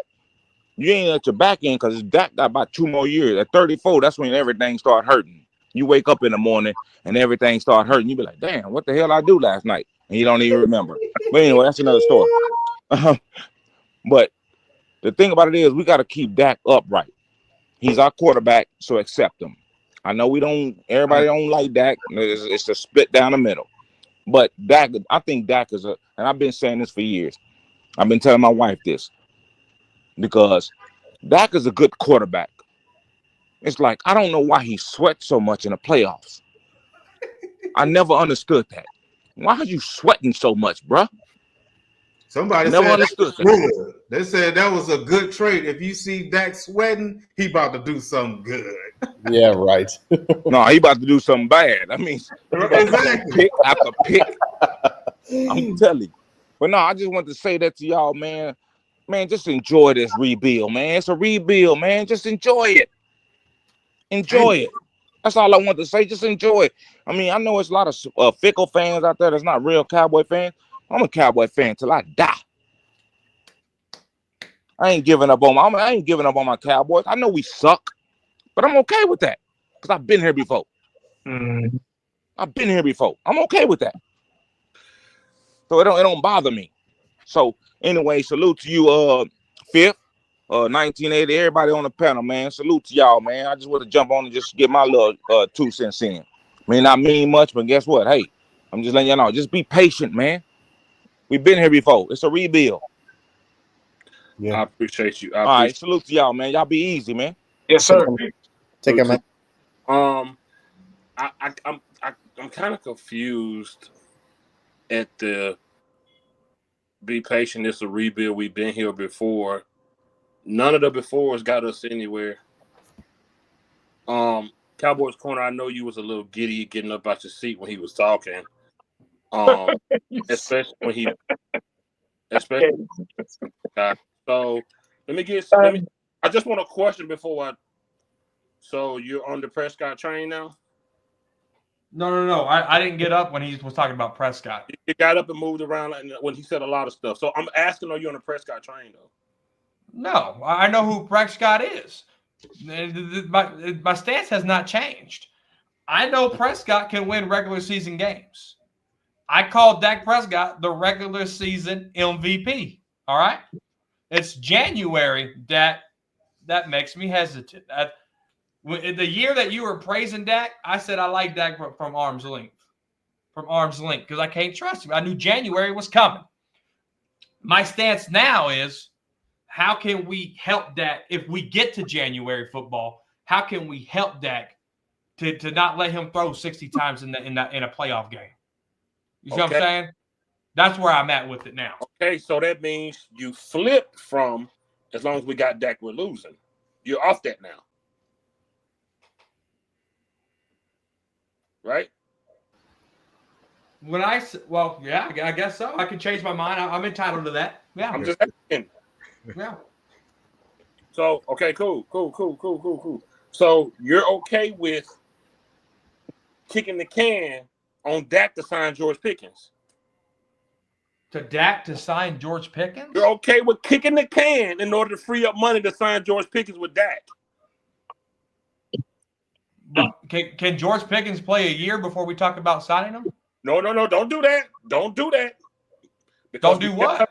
I just had you and Junkie on my live, and you said you was okay, but I'm just trying to see if you're going to say the same thing you said 2 lives ago when Junkie was here.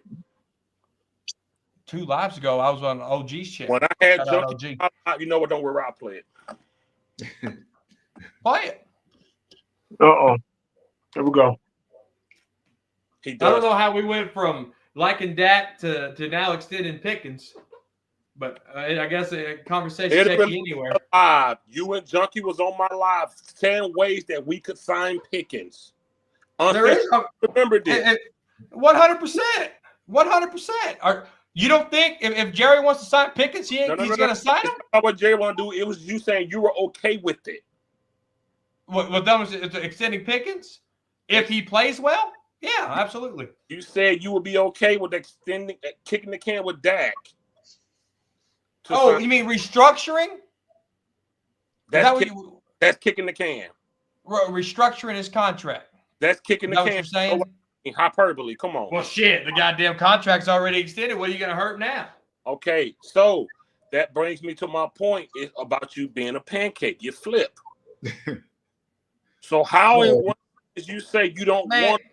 You said you don't want to fool with that contract. You want to pay him all this money so we can get him out of here. That now was Pickens, before. No, wait a minute. Now with Pickens, you said you're okay with it. So I'm confused as to how you flip-flop so much. Well, hold on. Time out. No. Can we? You got to bring up timeline here. I didn't want them restructuring Dak Prescott's contract before free agency. And what did they do? What did the Cowboys do? What I say and what the Cowboys do doesn't mean jack shit as much as you want it to, Fifth.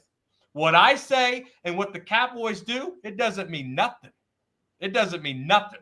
I didn't want the Cowboys to restructure Dak Prescott's contract to go sign free agents. That was me, okay?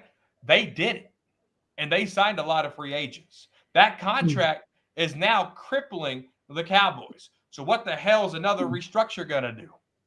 They already did it once, Fifth. They already did it once. I did not want it this offseason, and they did it anyway. So now it's done. What is restructuring another contract going to do? Nothing. They already financially crippled themselves with that first restructure, period. As much as you don't like that, that's the facts.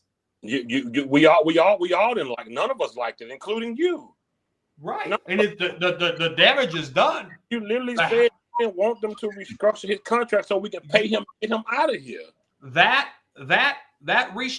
first restructure that they just did was the house fire. The second restructure is them tearing down the house. I mean, that's just what it is. You burn the house, now you got to demolish it. The second contract is now they got to demolish it because they already burnt the house down, restructuring it the first time, and you know that, Fifth. No, I'm talking about his new contract. They can only restructure his current contract, and that's what they did. You stop this flip flopping, man. You got to stop. Like, see, that's the difference between wanting to win and get on here and just saying anything that comes out of your mouth. Like you just went from caring about what really is going on to just saying anything with hopium that is going to happen. When are you going to get back to being realistic on here? You talk about building culture with a guy that never called a game in life. Right. Because he fed these guys, because he fed a bunch of grown men that are already rich. How does that build culture? What are you talking about? Now you're trying to say the restructuring before they sign free agents. Now you're trying to switch that.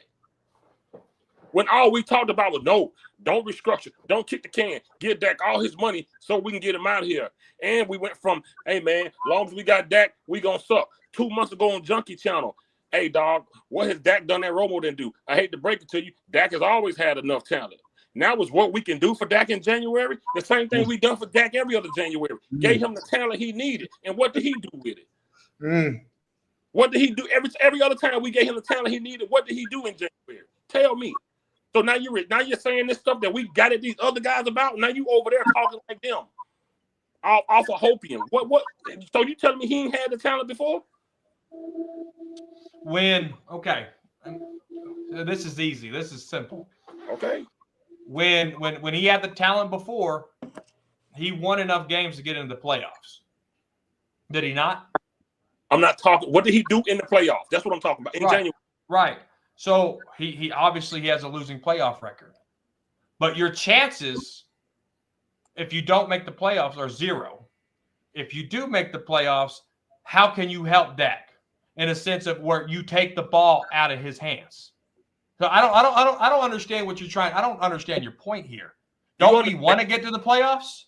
I understand it just fine. Do you want to get to the playoffs? When he made the playoffs, what did he do? I won a Super Bowl. He didn't win a Super Bowl. When he made the playoffs, what did he do? I got you. That's culture change. This is what I'm saying. Have me. You don't have me. I ain't finished. I was about to say I got you on my channel saying exactly what I'm saying right now. I got you on my channel going at Junkie, your new bestie, about what Dak didn't do in the playoffs. Now you're saying what you want to do. What can we help him when he get? We've helped him. The defense helped him. The offense helped him. You gave him the name Mile High Shoelace. You gave him that name. You said how he stunk it up when our defense stepped up. You said that. Now you acting like that didn't happen. Now you act like he can do something different at 32. Now you saying, how can you help? How can you help him in the playoffs? You ain't finna get no new players when the playoffs come. If I'm not mistaken, when CeeDee Lamb broke records, we went to the playoffs. When CeeDee Lamb, when best wide receiver in the league, what did he do with the best wide receiver in the league? Tell me, what did he do? How can you help him? That's how you help him. Get a receiver that almost cracked 2,000. What did he do with that guy? I can't believe I'm having this conversation with you. This is the conversation I know I'm having with other people. How can you help him the same way they've done in the past, giving up first round for him, drafting first rounds for him? How you say, how can we help him? What are you talking about? You're speaking from emotion. You're not speaking. You're speaking from emotion. So when you had conversation, you were speaking from emotion when you was talking like this? I speak how I speak every time. I'm me. All right. Okay. So everybody on this panel, do you agree or disagree that getting a running game and an offensive line will help Dak? Who agrees and who disagrees? Did he not have one already? I disagree. You disagree that a running game would help Dak? It'll help him in the regular season. We've had this. We've had this. Dak. We had Zeke and Pollard at their best. It'll help him in spots, but I don't think it'll help him, but it's not going to change the. If you give me an offensive line and a running back where I don't have to do anything, of course, naturally, it's going to help me. Naturally. It'll help anybody. But I think the point that Fitz is trying to make is we've seen this song and we've heard this song and dance before. Yeah. He's had weapons before. We've had the best offense before. I think 2014, 2016, anywhere from you can say 2014 to maybe 2017, 18. We probably had one of the best offensive teams, the best offensive line in the NFL, arguably. We've had that. We've not knocked on the door, but our talent was supposed to knock on the door, but they didn't. Dak Prescott is going to be Dak Prescott, regardless. We've seen this song, we've heard this song and dance. This is crazy. I think once again, there's that word again. See, I don't say culture anymore. I say results. It's results. We're all looking for results, and we haven't gotten that. So how is Shotty with his resume and Dak and his resume, and along with others on this team and their resumes and the coaching staff or on the field, how are they supposed to get us over that hump? That's what we're all waiting for. I know it's going to take time. We got we're in the I think season still. We're in a developmental process, rebuilding process. We're an expansion team. We're starting from scratch. I think we need to pump our brakes and let it happen naturally. Just happen naturally.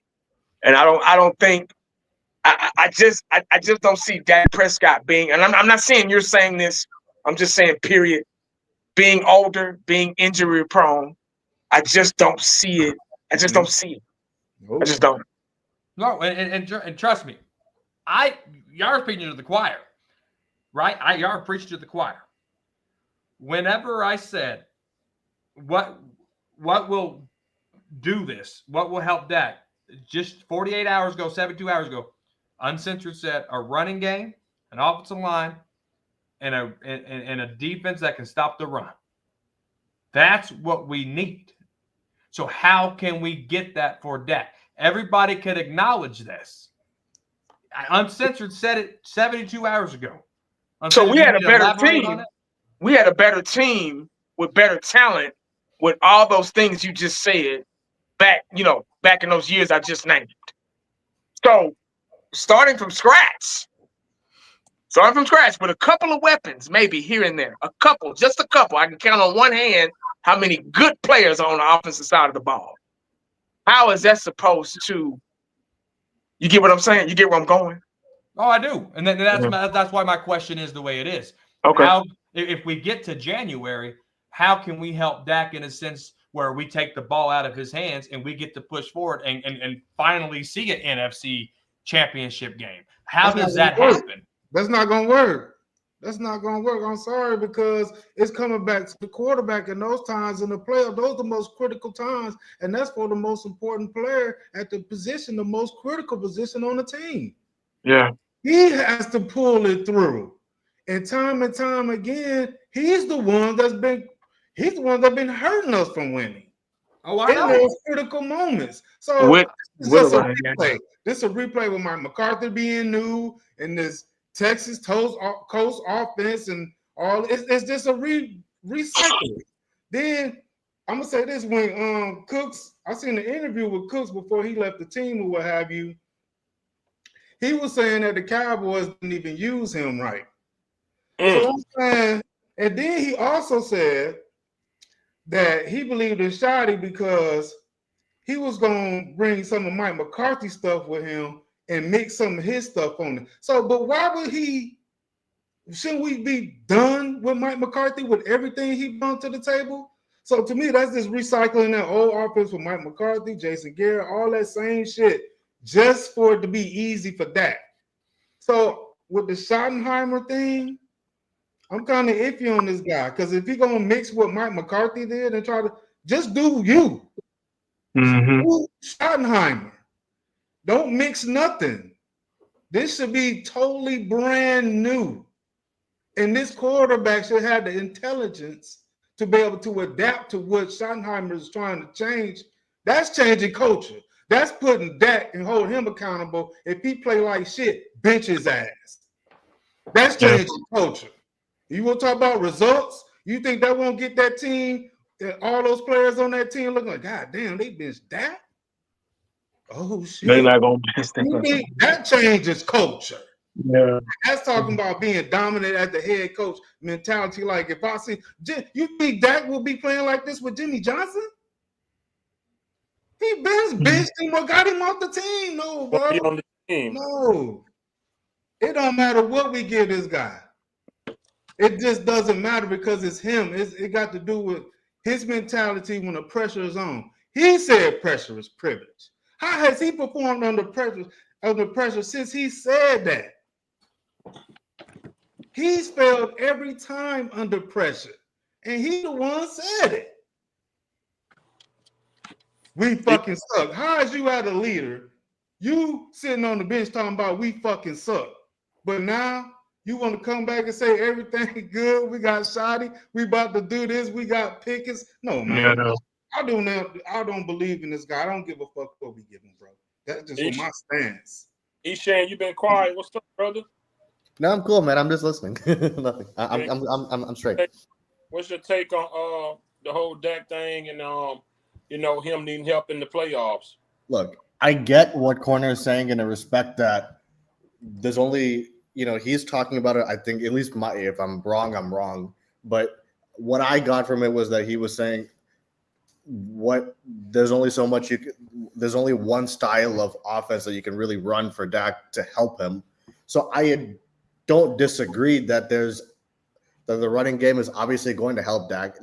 I mean, but we've been saying that since his rookie season. But I just think there's nothing you can really do with Dak at this point. He is what he is. And I'm just past trying to help this guy. I just want to see him perform on the field. He's a 10-year veteran being paid 60 M's a year, and they're trying to do everything in their power to make his life easy. Yeah, that's true. That's crazy. And that blows my fucking mind, man. That's crazy. It's just, I get the idea of of wanting to you don't hear coaches saying a developmental phase for a 10-year quarterback. You just don't. I've never heard any coach say that about a 10-year veteran this late into his career. I just haven't. No. And so regardless of whether you're talking about, pre-snap reads or development in any other thing, at the end of the day, he should know how to play the quarterback position right now. Yeah, 10 years to do it. 10 years you've had the chance to do it. So I'm just look. I mean, I get the concept of, okay, hey, you want a running game to help Dak out, sure, and I agree with that in concept, but he is just. I just don't see us getting it done with him. That's just kind of where I am with it. And I mean, we're all preaching to the choir on this. I think on this thing, it's just, man, we're that guy, that contract, man, has hampered us fucking big time. Yes, yeah, that's a big blow, man. When they gave him that money, man, I was like, oh, come on. Yeah, bro. It's just You've been quiet. I mean, just real quick. I mean, we could say what we want about the running game, this thing, that thing, whatever. I just think, I mean, as long as we have number 4, we're fucked. And I just don't think that the culture is going to change anytime soon. I don't have any beef with what Schottenheimer is doing in terms of ingratiating yourself with your players. I don't have a problem with that. That's great.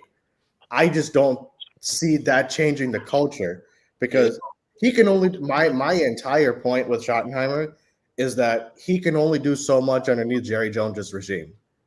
If I just don't see his tenure, or however long it may be, being any different than McCarthy, than Garrett, than Wade Phillips. I just don't see it being any different. Prove me wrong. I would, to quote my man 1980, prove me wrong. I will love it. And I'll be if we go 12-5, if we make a championship this year, I will be just as happy as everybody on here. I have no dog and bone in the fight. I would love for us to win, but based off of everything that's happened, I don't buy a culture change. And if it ends up manifesting on the field, fantastic. But as of right now, I just don't see there being a culture change or anything leading to a culture change, I should rather say. So, but yeah, man, that's just kind of where my thoughts are on the whole thing. That's it, man. That's it, really. Okay, understand. So, what's up, man? I'm just taking it all in. What's your thoughts on, just Schottenheimer building the culture and giving Dak what he need in January for playoff run? What type of culture do we want in Dallas? Is it going to be the fun time Cowboys where all the players are happy and there's no pressure and doesn't matter if you win or lose, you go home and enjoy your turkey, or if you lose the playoff game, it's not the worst thing in the world. You have a pretty good life. That's what Romo said. Dak Prescott has come out after a loss and no big deal. George Jones said, hey, look, you lost the game. Go home and enjoy your family and your turkey. Yep. Marcus Lawrence, go home, enjoy your turkey. Don't worry about it. We'll play another game soon. That's what he said. That's the culture. They don't care about winning. They don't. No. And when you have multiple teams, that happened under different coaches. That happened under but what was the one that remained the same? The owner. That's the culture in Dallas. Soap opera, 365 days a year. That's from the owner. It's bigger than winning football games. It's from the owner. That's the culture in Dallas. Who's depending on what did Jerry Jones say when the players complained about the tours at the Stars? He said, I don't care what they say. The tours ain't stopping. That's the culture. It's a show. It's a production. Entertainment first, football second. It's not going to change. It doesn't matter who the head coach is. He drove Bill Belichick out of here. Bill Parcells out of here. Because he wanted the player, and he didn't want him. Until Jerry Jones changes, the culture is the same. Right. And as far as Dak Prescott goes, 2021, 12-5, Dak needs more help. 2022, 12-5, Dak needs more help. 2023, 12-5, Dak needs more help. At what point in time can you look at Dak and say, maybe the players need more help at quarterback? Yeah. Yep. Facts. Yeah. They gotta shift. They gotta shift this team away from. And Too there's a late for that. misconception. There's a misconception that the Cowboys were built around the quarterback in the '90s. It wasn't. It was built around Emmett and the defense. And Troy was the quarterback and the leader that they needed. But that team did not flow through Troy's arms. It flowed through Emmett's legs. And for some reason, with Romo and Dak, they built this team around the quarterback. And if your quarterback have a bad day, because he is the foundation of the entire game plan, when he is off, everything is off. When Romo came out there in that Green Bay game and started throwing picks and he was off on those passes, it affected every position on the field because the team is built around him first. I've never heard Rodgers friendly or Peyton friendly or Mahomes friendly or Brady friendly offenses. Only Romo friendly and Dak friendly. Yep. You got to get away from the quarterback being the center of the universe for Dallas, and then you'll be able to build this team to have one player have a bad day and you can still compete. Until they change that, it doesn't matter whether they play hopscotch, jump rope, high five, jacks, connect four, or whatever you want to, whatever game you want to play. They used to play foosball in the locker room all last year. Remember Michael Parsons putting out the videos? But that don't equate to winning football games. You only hear this stuff about teams that's losing. Winning organizations, you don't hear about this stuff. Bill Belichick didn't care about no damn golf or nothing like that. Yo, come in here the Patriot way. Keep your head low when you're not in the facility. When you step in the facility, do your job. Go home. I don't want to hear about you in the news because I'll bitch your ass. You got a problem with the way we doing it? We ship you out.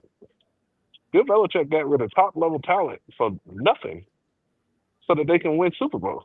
Because you can't let a bad apple sit in the basket and corrupt and rot the rest of the group. It won't.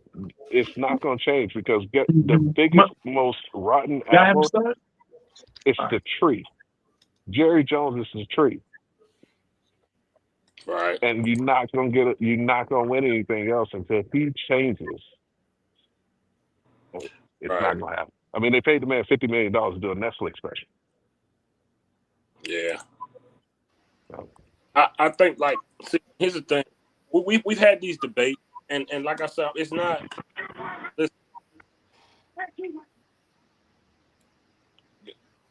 Corner just okay. So last time Corner was on my show, he said, if I think that way, I don't want to win in January. Tonight, he said I'm acting off emotions. So, and these are the things other people say, right? When as a true Cowboy fan, when you look at your quarterback's tenure, right? You can literally go through any coach or any player, and every single one between that tenure is gone. Name any coach, name any player. They're not here anymore. He's the common denominator. That I mean, you can go from probably the water boy. They're all gone. Everybody's gone. This guy's still here, and he's still a big contributing factor to why we lose because he can't do it when the lights are bright. So that's why, and I don't even have to explain this to him because he was this way. That's why I am the way I am because that guy right there will never lead us to the promised land of a Super Bowl. Cowboy Nation is so bad that we just be excited for the playoffs. They don't allow you to just skip to the Super Bowl. They say, well, you got to get to the playoffs first. Well, obviously that goes hand in hand. So if I'm talking about the Super Bowl, obviously you got to get to the playoffs. Oh my God! You see how you see his reaction? They don't like that type of talk because they talk about baby steps because that's how bad this team is, and they so scared that the word Super Bowl just terrifies them. And it was like, well, you got to win playoff games first. You win one this year, maybe you win another one next year. That's the same. And see, he's been poisoned. He's been poisoned because he talked just like Chunky talk. Oh, man, we got to get to the playoff before we get to the Super Bowl. We've gotten there. We've gotten there. Oh, Junkie. Chunky said on my channel and said Dak retired Tom Brady. Man, please. Yep.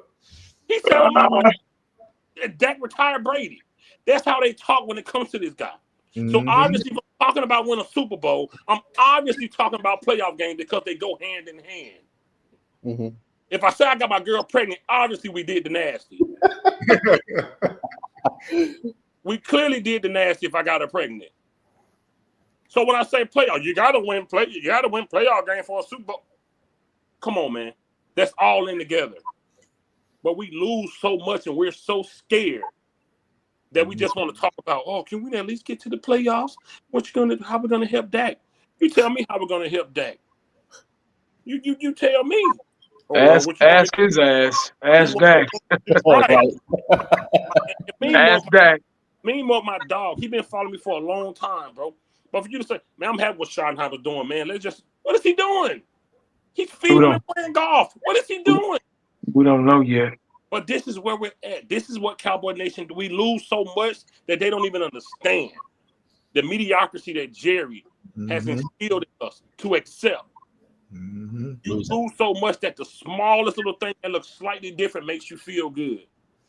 You ever had a girlfriend and you know she over you, she don't really say much to you in the house, and she finally say something, you just get super happy. I mean, and she been.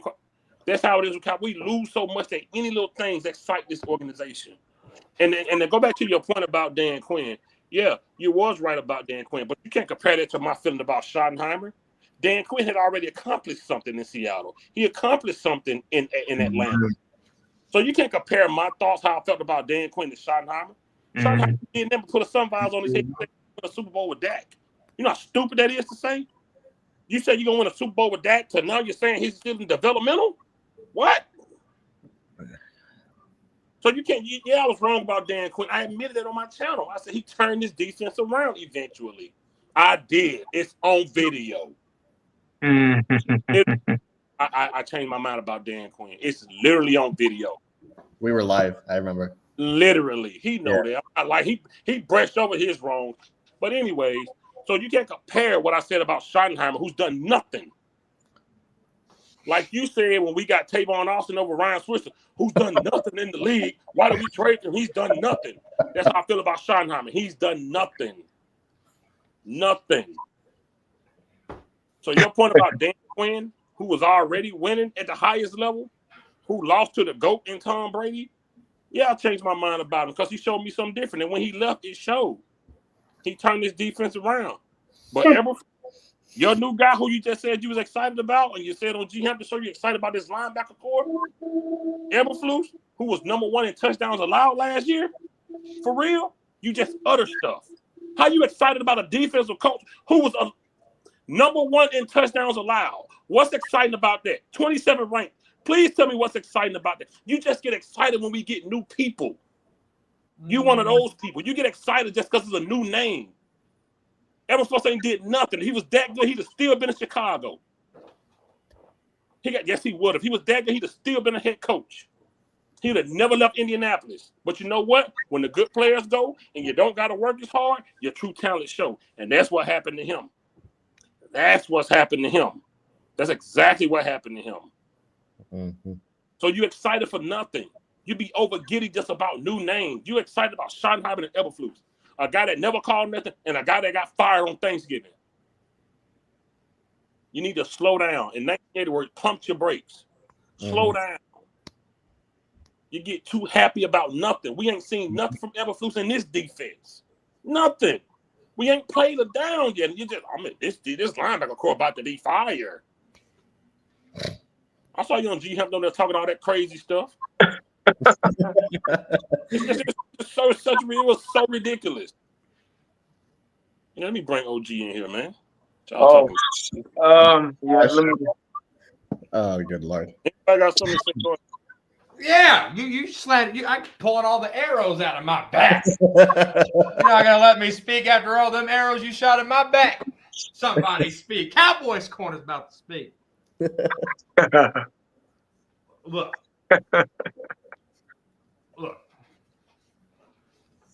If this works, I look like a genius.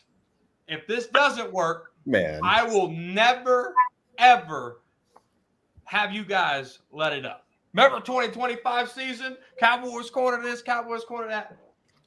I can go off of what I'm seeing now from Schottenheimer. And when I brought up Dan Quinn, I brought up my perspective from Dan Quinn. You just told on yourselves with all this. I admitted Dan Quinn. I never said you were wrong or right about Dan Quinn. I brought up Dan Quinn about the example of Schottenheimer to Dan Quinn, and wow, I viewed it. See, that's why you got a little emotional. You thought I was talking about you, and that's okay. I wasn't talking about you. You brought me up. No, I didn't. No, I didn't. You said Fifth, you weren't on the Dan Quinn, and yes, you did. No, I don't remember that. You did. You did. Okay. Thank you. Yes, you did. Golly, that is funny. Did I? I said that. Yes, you brought me up. Yeah, you did. Okay, You I don't did, remember. corner. Okay, Thank my you, bad. y'all. My bad. Don't All right. forget the bad stuff. My bad. So anyway, back at the task at hand. It's not about. Oh no. How could I say this? Okay, Eberflus. You brought up Eber. You said a lot of stuff. I was pulling arrows out of my back, but I can't cover all of what you said. I need to do a talking crazy tomorrow, so I can get the damn floor and do 10-minute rants. Anyway, Eberflus. He ain't just a guy. He was a linebackers coach for the Cowboys in 2017 under Rod Marinelli. Sure, we can look at the error on the painting that's this big. But there's a whole painting here with Matt Eberflus. Okay, yeah. We keep talking about him as a head coach in Chicago. He took over that defense late before he got fired. I think he was running that defense like 3 weeks before he got fired. And I read somewhere that and I don't know this, I shouldn't even say it, but I'm going to say it, that the defense kind of got better statistically. Maybe it was just a bolt of energy because their defensive coordinator got fired. Matt Eberflus took it over, whatever. But the bigger picture of this is when he was a successful defensive coordinator, he was with the Colts. He was so successful, it got him promoted to a head coach spot. And so sometimes as a head coach, you're not very good, and that's okay. You cannot be a good head coach, but be a really good defensive coordinator. Sometimes it just takes a hiring and a firing to realize that. I.e., Dan Quinn took a rookie quarterback to an NFC championship game, right? And he wasn't that good of a head coach at Atlanta. Yes, he was. And do you think going to the Super Bowl with 28-3 league? One game, he was a good head coach in Atlanta. Yes, he was. He was pretty good. He was good.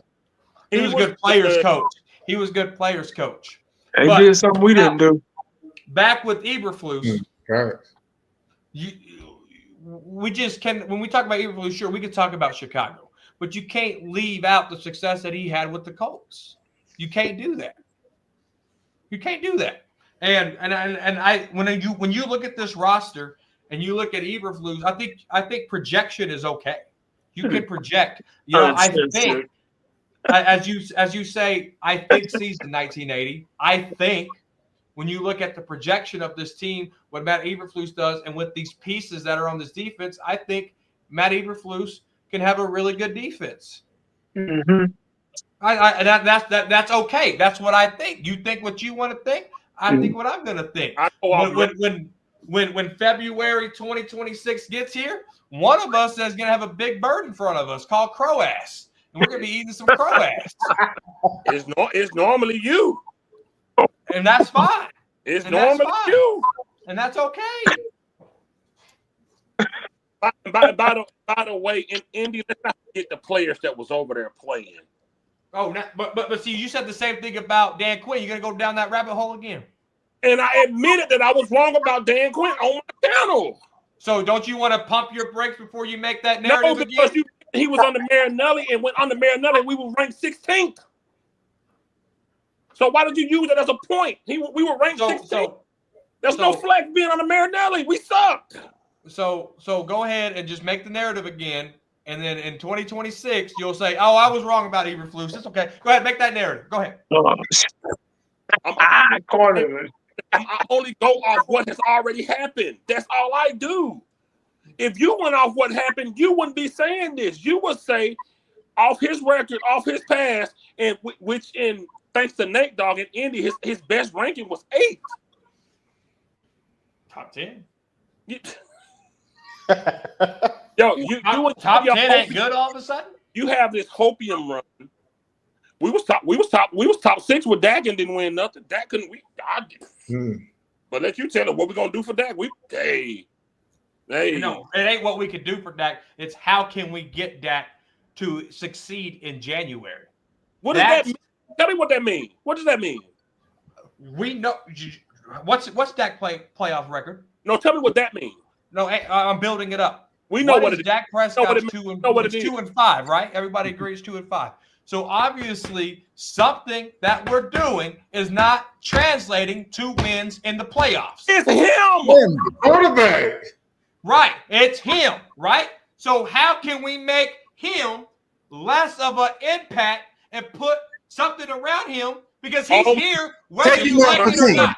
Take him off the team. That's the only way he's gonna be Cowboys junkie. That's not realistic. That's not realistic. Cowboys not realistic. Did you just say what can we put around him? Do you not remember 3 months ago on Junkie Channel when that other guy said that to you and you said Dak has had everything he needed and didn't succeed? Do you not remember saying that? Now you're saying what can we put around him? Right. No. Look, listen. I get what he's saying. Quit overreacting. I'm not overreacting. What pieces can we put on this offense? Or do we have the pieces on this offense now? If we get to January, how can we win in January? We all want to win, do we not? So this is a new real question. That you're not going to get one. Sorry, you have to work with what you got. But how do you know that? How can you get that? If you're getting the same result, then it's insanity, right? So how can you change it up for Dak to get him to get us to the promised land? No one can answer it. Everyone's just going to be quiet. We've done everything. Obviously, we haven't because we haven't got there yet. Hey, what? No. Hold on. Oh my God.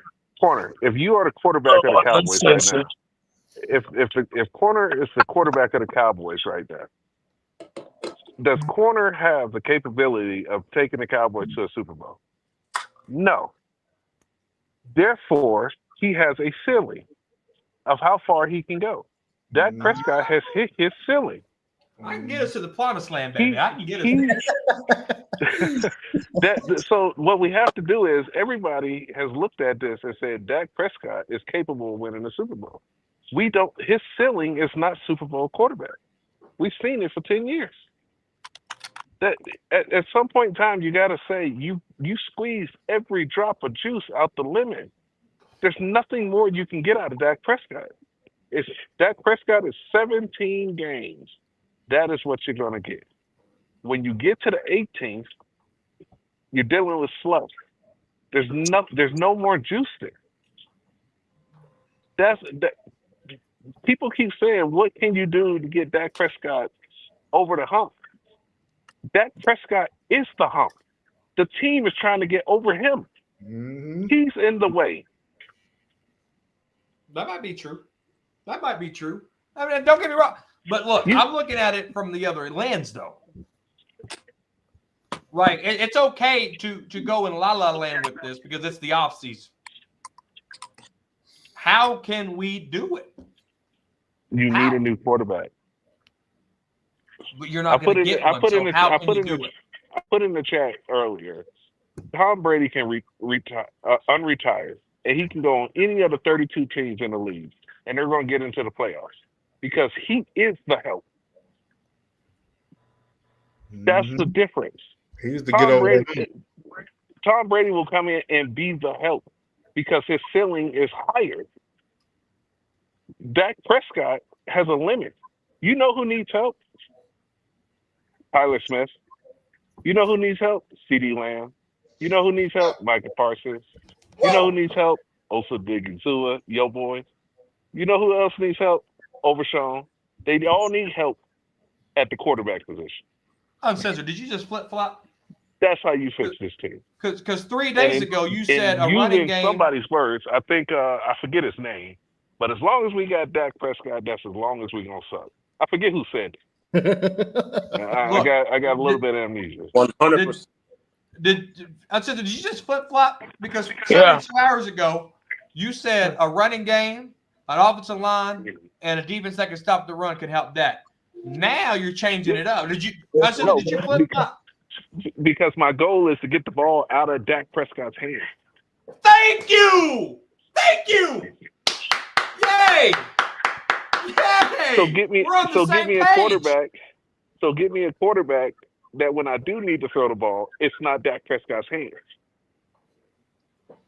I don't want Dak Prescott to throw one pass in a playoff game. Not one pass. I can agree with that. Eshawn, can you look up for me how many passes Dak Prescott threw before he threw an interception against Green Bay? What, like 15? Something like that. Off the top of my head. About 10 or under. Well, he threw it in the first quarter, so it had to be 5 or 6 passes. It couldn't have been that many. It wasn't that many. I think I don't even know. It was the second drive. I think they went 3 and out the first one. Yeah, I think it was like 3-4 passes. It'll be. I don't want Dak Prescott to throw one pass. You can sub him out. You can sub him out after January. So a running game will help Dak in January. Is that what you're saying? But he still has to pass the ball at least sometimes, and he's going to cost your team. A running game will help back in the season. He's going to cost your team. If he throws the ball 5 to 10 times in a playoff game, he's going to give up one pick. That's history for him. Is there a stat? I didn't watch the Super Bowl. I probably watched one series in the Super Bowl. Is there a stat?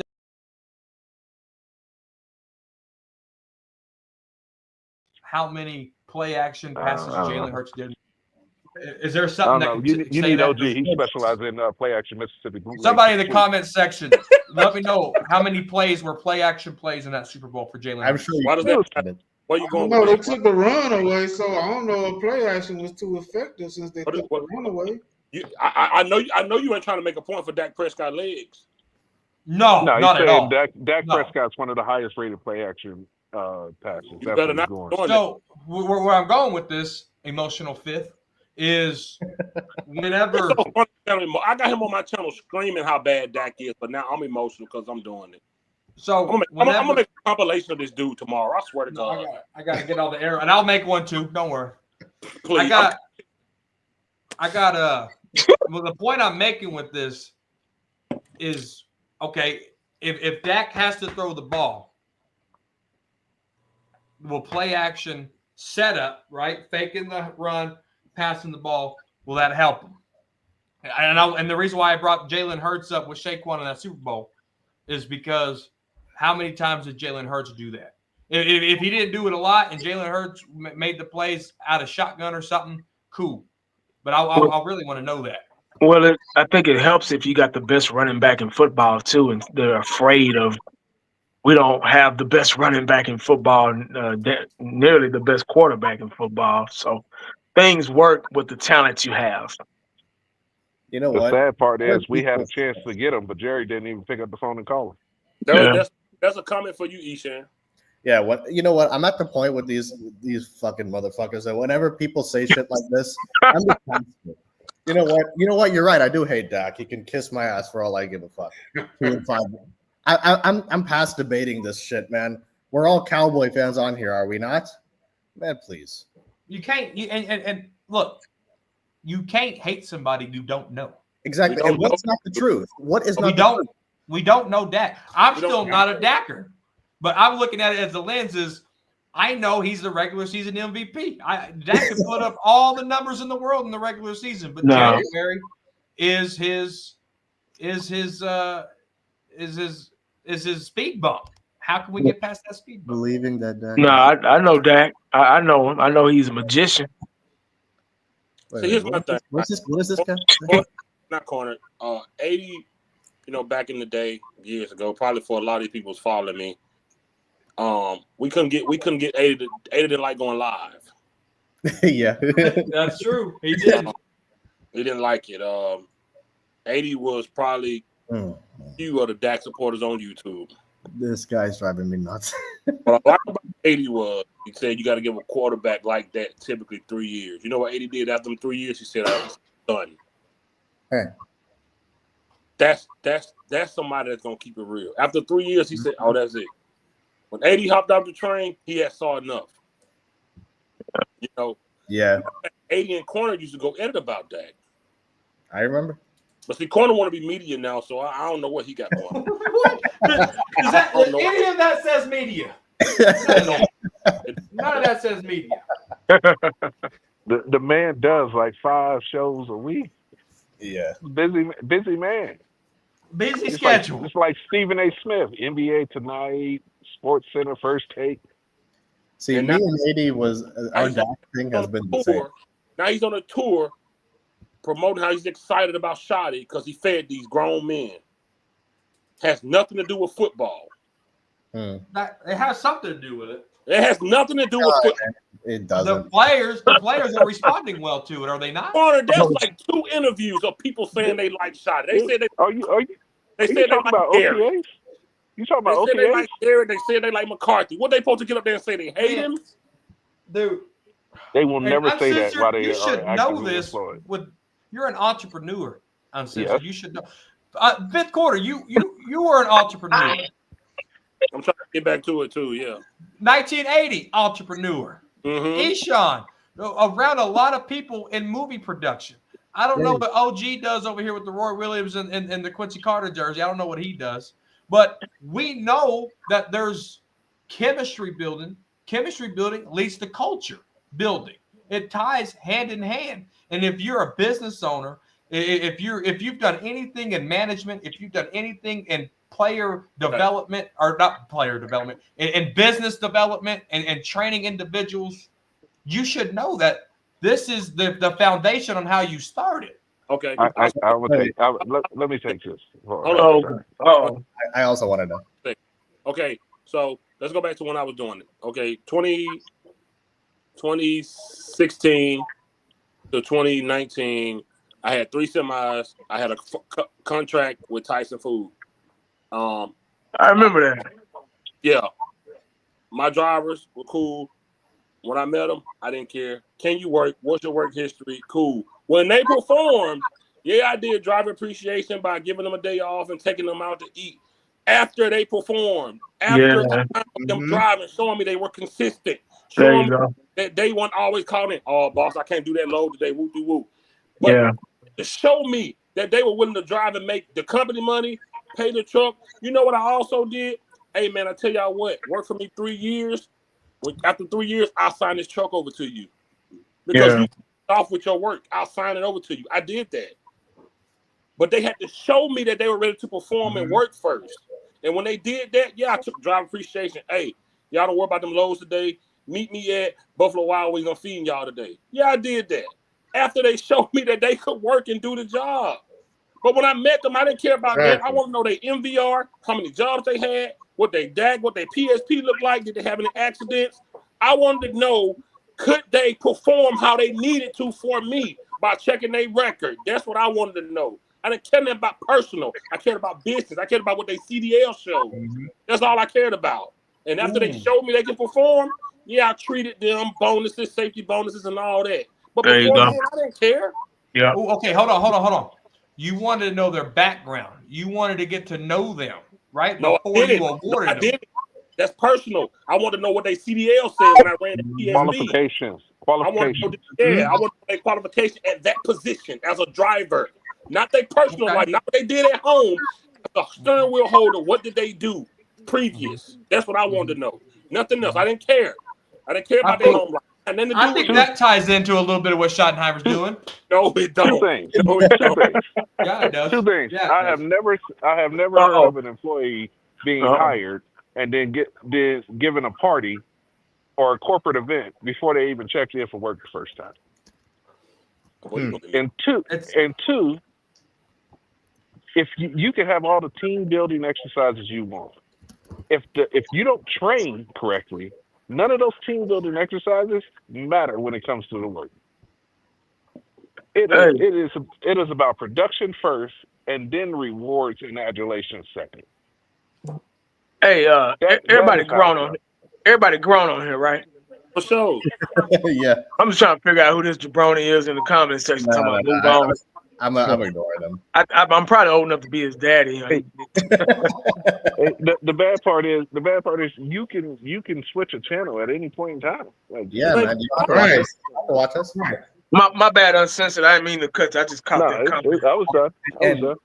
Hey, can I say something about? Oh, go ahead. You yeah. No, we're okay. So, corner. Yeah. Look, again. So, let me use it in context for what I do, just because it's the one thing I'm familiar with, and I'm a producer, right? I make movies, but here's the thing. Yeah, I absolutely when I'm hiring someone to be on a part of my movie, I absolutely go and meet them.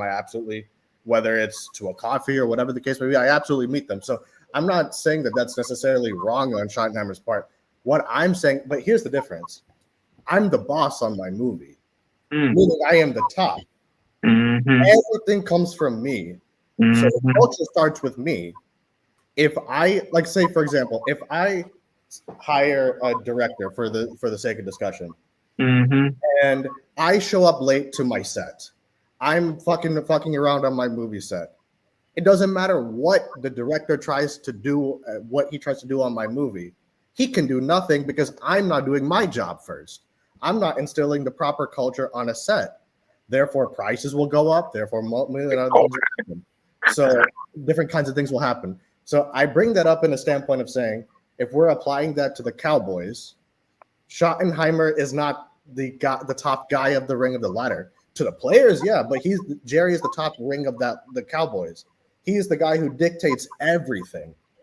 It starts with him and it goes down. So no matter what Schottenheimer does or tries to do, take you to a dinner, play top golf, paintball, whatever the case may be, there's only so much he can do. Jesus Christ, shut the and there's only so much he can do, and there's only so much that he's I don't know. I don't want to say permitted. That's not the right word, but you know what I mean. It's like with Jerry Jones, he runs the Cowboys a very specific kind of way. It's a show here, and we all know this. So that when we're talking culture, that's why I'm saying I don't believe that Schottenheimer's creating a culture, because he can't create that culture. It's Jerry who has to create it, not him. Yeah. At least that's what I'm talking about. So go ahead, OG, in the corner there. I know you wanted to talk before Eshaun talked. Go ahead. Yeah, well, just kind of coming off of what Eshaun was saying about the culture with Schottenheimer. I know in the past our starters didn't play in preseason, and I'm looking at Schottenheimer like we haven't seen in-game clock management, making adjustments. We haven't seen those things with Brian Schottenheimer. So should he be with these our new players and these veterans playing preseason games so he could collab and learn how to do in-game adjustments, shit like that? Because if we just starting off and they just coming in the first game of the season and they haven't even got together with this new offense, all these different coordinators on offense and coordinators on defense, how is that going to gel in the first 3-4 games of the season? So I'm looking at like, if he's this coach that's going to change the coach, you change the coach by getting these veterans and these guys playing the preseason games. Get that rhythm going. See what the play calling, what Schottenheimer can do. He didn't call plays when he was offensive coordinator here, did he? No. Okay, so he need come on, man. Right, yeah. and that's the whole point. And that's the whole point. So he didn't call plays. So how much interaction did he have with his players? His now players. If he didn't have players when he was the sitting offensive coordinator learning under Mike McCarthy, right? So now that he has this head coach position, do the players know Brian Schottenheimer? Does Brian Schottenheimer know his players? So whenever he's going on these dinners and doing these golf trips, I'm okay with it because I'm sure they're not just lollygagging, playing tic-tac-toe, waiting for the waitress to get their drink order. that'd be a waste of time on How does Schottenheimer's that part, translate right? to him being the end game? Well, hold on. I'm almost there. I promise, OG. So at the end of the day, they're not sitting there playing tic-tac-toe waiting for the waitress to order their drinks. I'm sure they're going, okay, this is what I expect. This is what do you expect from me? This is what I expect from you. Yada, yada, yada, yada, yada. Yo, y'all dude off my channel, bro. Delete this dude, bro. Go ahead, Corner. And that's why this matters to me, is because he was a sitting offensive coordinator. He didn't do much. Maybe he helped with game planning and stuff. And I bet he didn't even interact with the defense side of the ball. If you notice, he's going on dinners with Micah Parsons, Donovan Ezeraku. He's interacting with his defense a little more because he don't know these guys. That helps when the meeting rooms. That helps set expectations. That helps set, this is what I need from you. This is what you need from me. That's why I'm okay with this. Now, maybe that's not happening. Maybe they are playing tic-tac-toe waiting for the waitress to get their drink order. But I think it ain't just a dinner. It's what's happening at the dinner for me. And I'm just projecting. I don't know what's happening at the dinner. But I'm sure if he's wasting his time and money, it has to be something football related. It just has to be. And there's some personal things. How many kids you got? What's the kids' names? Et cetera, et cetera. I just don't think he's making the culture, man. That's just what. Yo, what's the purpose of my moderators? Y'all ain't gonna get these dudes out of here, man. They can't. I'll go get his ass. I'm on the panel, otherwise they'd be sniped. Yeah, fifth. They're not on our because they can't see them. Because on your channel, even I can't see them. I think it's on. Are they on my channel? I think he's on mine. I got him out. If he was on mine, I got him out of there. Whoever is streaming. Yeah, I don't see the comments either. It's not on Fifth's channel. I know that. I'll get him out of here, little punk. That's what I was laughing at. Yeah, exactly. I was laughing at the same time. I could give less than. Hey, don't get that dude the satisfaction, man. Just ignore it. Exactly. I don't even see him in the comment section. No, yeah, he said that I'm a scam artist because I'm an Indian. Wow. He said that? Yeah, man. Super racist. Wow. Racist motherfucker, man. Because I should be in IT, right? Yeah. Kiss my ass, fucking. That's crazy, man. Yeah. It's okay. I don't really care. It's just I laugh at it. Yeah. Sorry, I have to see and hear that, Eshawn. Man, I've heard a lot worse, man. It's all good. Yeah. You should see some of the people I'm around sometimes. It's all good. I don't care. Who's that, Chris? Yeah, it's me. Hey, what's going on, man? You all right? Yeah, I'm doing all right. How about you? Pretty good, man. Hanging in there. Yeah. Hey, Fifth. What's up, bro? Hey, you saw my comments in the chat saying I was a track athlete as well. Yeah, go ahead. Go ahead. Yeah, I actually want to add on that, like with culture. So a little bit about me. I ran college track for 4 years. I just finished out of eligibility. I ran all 4 years, and the one thing that our coach said to us. Well, no selfishness, like accountability and staying on top of everything. And I thought that connects with the culture. Yeah. And every time, like I also play football as well, but not in college. But track, I was always 4 years. I was a sprinter as well. Nice. Yeah, 1-2 guy. Oh, sweet. Good. And what you said earlier, it kind of got me a little bit. It reminded me my track days, and I just retired from it too. That's the funny thing about it. Wow. And what'd you say? 1980? No, I was just like, wow. Cool. How was your coach on your track days? Yeah. So our culture is that well, first off, everybody has to be accountable of what we do. Well, like coming to practice on time every day, whether it's early morning, like Monday through Friday, we would always have a 1 p.m. workout, and on Mondays, Wednesdays, and Fridays, we would always go to weight room right after. Like as soon as we start with block start training and all that, yeah. And then on Saturdays, we do training on 7 a.m. sometimes 6 a.m.s, early morning, and I'm talking about hard conditioning practices too. Nice. Yeah. Yeah. Yeah, well, and I was also I never told you this, but I was also a 100, 200 guy. Sometimes You, 4x1, sometimes 4x4. Oh you damn. 100? What was your time in the 100? My fastest 100 time 10.98, and my fastest 200 22.36. Oh, okay. Yeah, and I ran for D2 as well, Division 2. Oh, you was a Lone big Star time. Oh damn, that's cool, man. Mm-hmm. That'll work. Yeah. Yeah, that's Yeah. cool. D2 to A. That's pretty big, man. Here's my thing, man. Like, listen, I'm like everybody else, bro. We ain't got this channel to come up here and want this team to lose. I got Man. 6, 7 judges, man. I got, and I ain't really got nothing, nothing new. I got the Dez, I got the McLean. I got a man. We want these guys to win, man. But I speak from We all passion. grew up in it. Yeah. And I don't get happy because Schottenheimer is doing something in the offseason that's unrelated to football. I don't care about his personal relationship with Michael or CD. I care about how you assess them as a coach. When CD is pounding on the sideline, are you gonna be a coach and tell him, chill out? Because we seen what CD do on the sideline when he get frustrated. Yeah. Are you gonna keep him accountable when they late for practice? When they pound Michael Parsons leave the field before the game over? Leave his ass on the target. Walks it off from the field. That's no respect for your coach. Even my track coach will get mad at my players. Get mad at my teammates for being late. I couldn't walk away from my pops when he was talking to me. I had to stand there and listen. Hell yeah. Oh yeah. Oh yeah. That's one thing. Otherwise, I couldn't do that. You feel Sorry, me? man. When you walk away from your dad or stepdad, like, man, I ain't trying to hear that. You ain't got no respect for him, and they ain't never demanded no respect. yeah. And he's trying to get paid. You feel me? Like, Yeah. leaving the field, that's almost as bad as Antonio Brown did. Yeah, he's trying to get paid. You stay there. You know what I'm saying? We don't.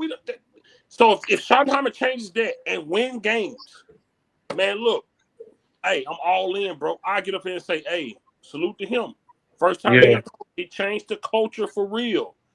But this culture has been the same regardless of what, man, you can name players we had over the last 30 years that was good, man, that could have won something if he had the right pieces.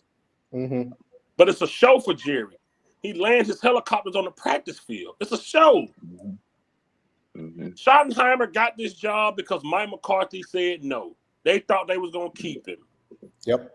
And he showed them. Schottenheimer said no. Jerry said, damn. And you come on now. Let's not front corner out her. And you mentioned earlier, tried to act like the guy from the Jets. It was a Rooney Rule interview.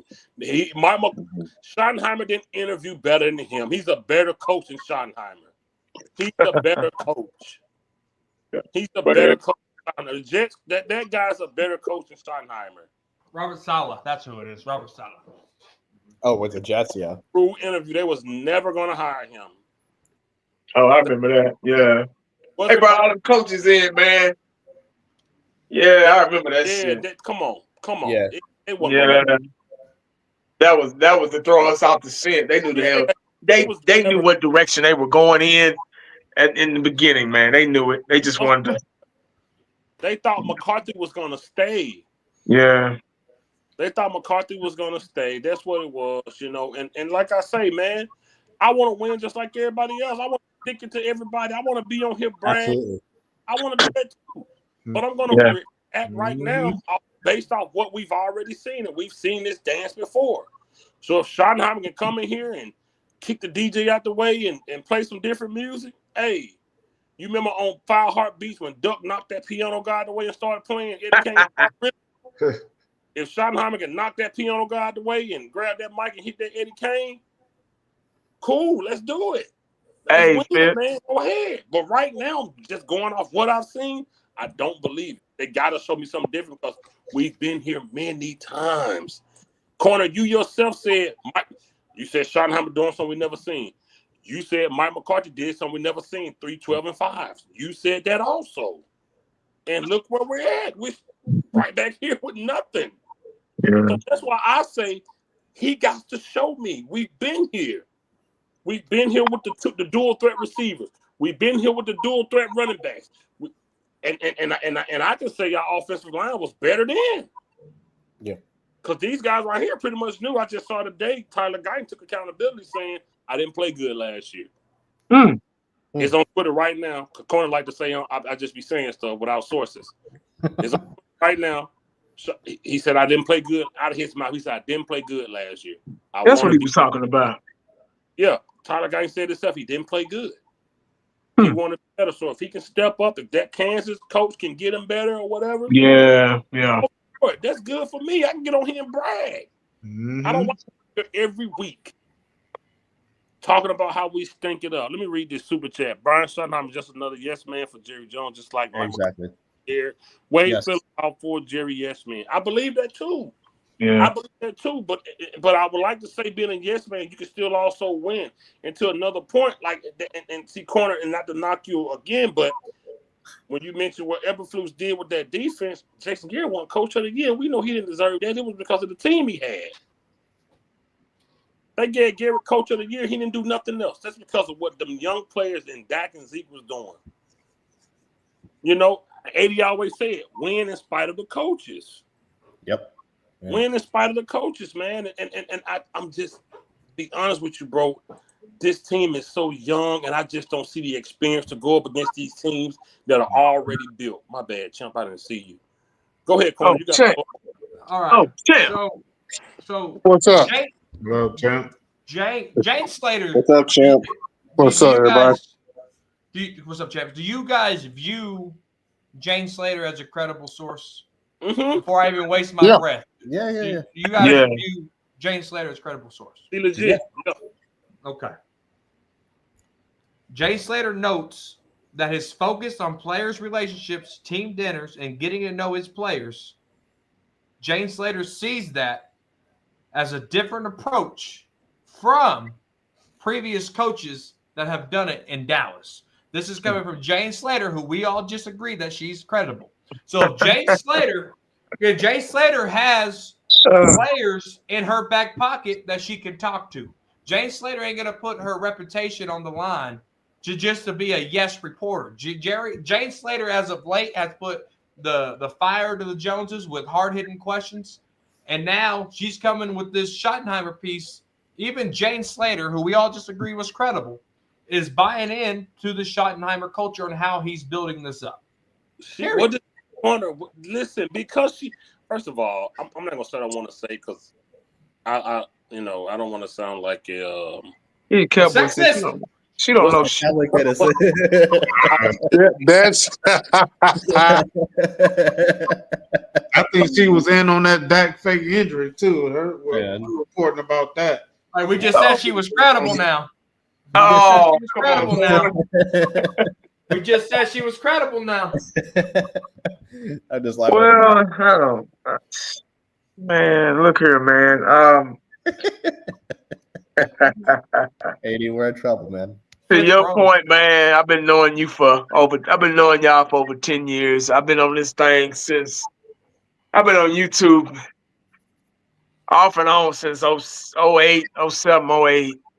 I done paraphrased everything that everybody has already that has said and saying now. So that's why I just kind of sit back in the cut and let y'all be heard. Yes, sir. My bad, 80. My bad. Nah, you good. You want to talk? My fault. I was just I know. Go ahead. OG, mute up. Go ahead. Go ahead. I didn't even see him. Regardless of who said what, once again, it goes back to you have to work for everything that you get. You have to work for it. Nothing's for free. Yeah, absolutely. It's a car, a house, at your job. You got to prove yourself. They're not going to give you at a normal job. We're all normal people. We're all middle class normal people. Yeah. Whether we work for somebody or we got our own business or you work. We work. We have to work. You have to work in order to eat, to feed your family, feed your kids. Mm-hmm. It's the American way. There's no getting around it. Hold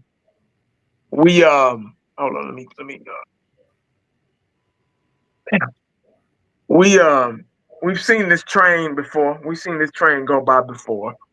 And once again, it goes back to results. We're gonna have to wait and see. I don't want to jump the gun and be like, "Oh shit, he's changing the culture. He's taking these guys out to eat and doing this and this and that." Respectively, every coach has a different approach. They have a different approach. Whether we like it or not, they got a different approach. Whether Corner agrees with them, whether Fifth agrees, whether I agree, or Eshan, or Uncensored, or Old School, or whatever, the Dallas Cowboys are going to do exactly what they want to do, in spite of our passion, our love for the game, for the Cowboys. Obviously, we've been knowing what's best for the Cowboys more than them for over 30 years. We're rebuilding. We're starting from scratch. I sound like a broken record. It is what it is. We just got to kind of wait and see. If this works, like Corner just said, if this works, good. I think that's what we all want. If it doesn't work, obviously we're gonna fry the pan. But Yeah. I'm done with so much. It blows my mind on how much that we hear about the Dallas Cowboys through the news, through wherever, and it's been the same for so long, and it all goes back to that word, results. That's what we're waiting on. That's what we need. We need results. We need results. I don't care if they think it's changing the culture in the I think season. I don't care. What I care about are Super Bowls. I don't care about playoff wins. I don't care about 12-5s. I don't care about any of those things. I'm here for Super Bowls. That's it. Nothing more, nothing less. That's what I'm here for. Yeah. I'm the fly on the wall, and I'm the spectator, and I can't wait to see what's going to happen. I can't wait to see if these going to McDonald's and all this shit is going to work. Yeah. So that's where I'm at. OG, what's up? What's happening, man? What's up, OG? What the fuck was OG, that? you there? Is there like a fucking bird in the background? Man, bird calling. OG. Yo, what the fuck is going on? Is he in? What's going on? What was OG, that? you there? What was that? Hey, what up, fella? What's going on? Oh, gee. Yo, are you in a birdhouse or what? I got some new meditation. Well, look, you meditate your own time. I need your opinion on this team. What you need? What you need, fam?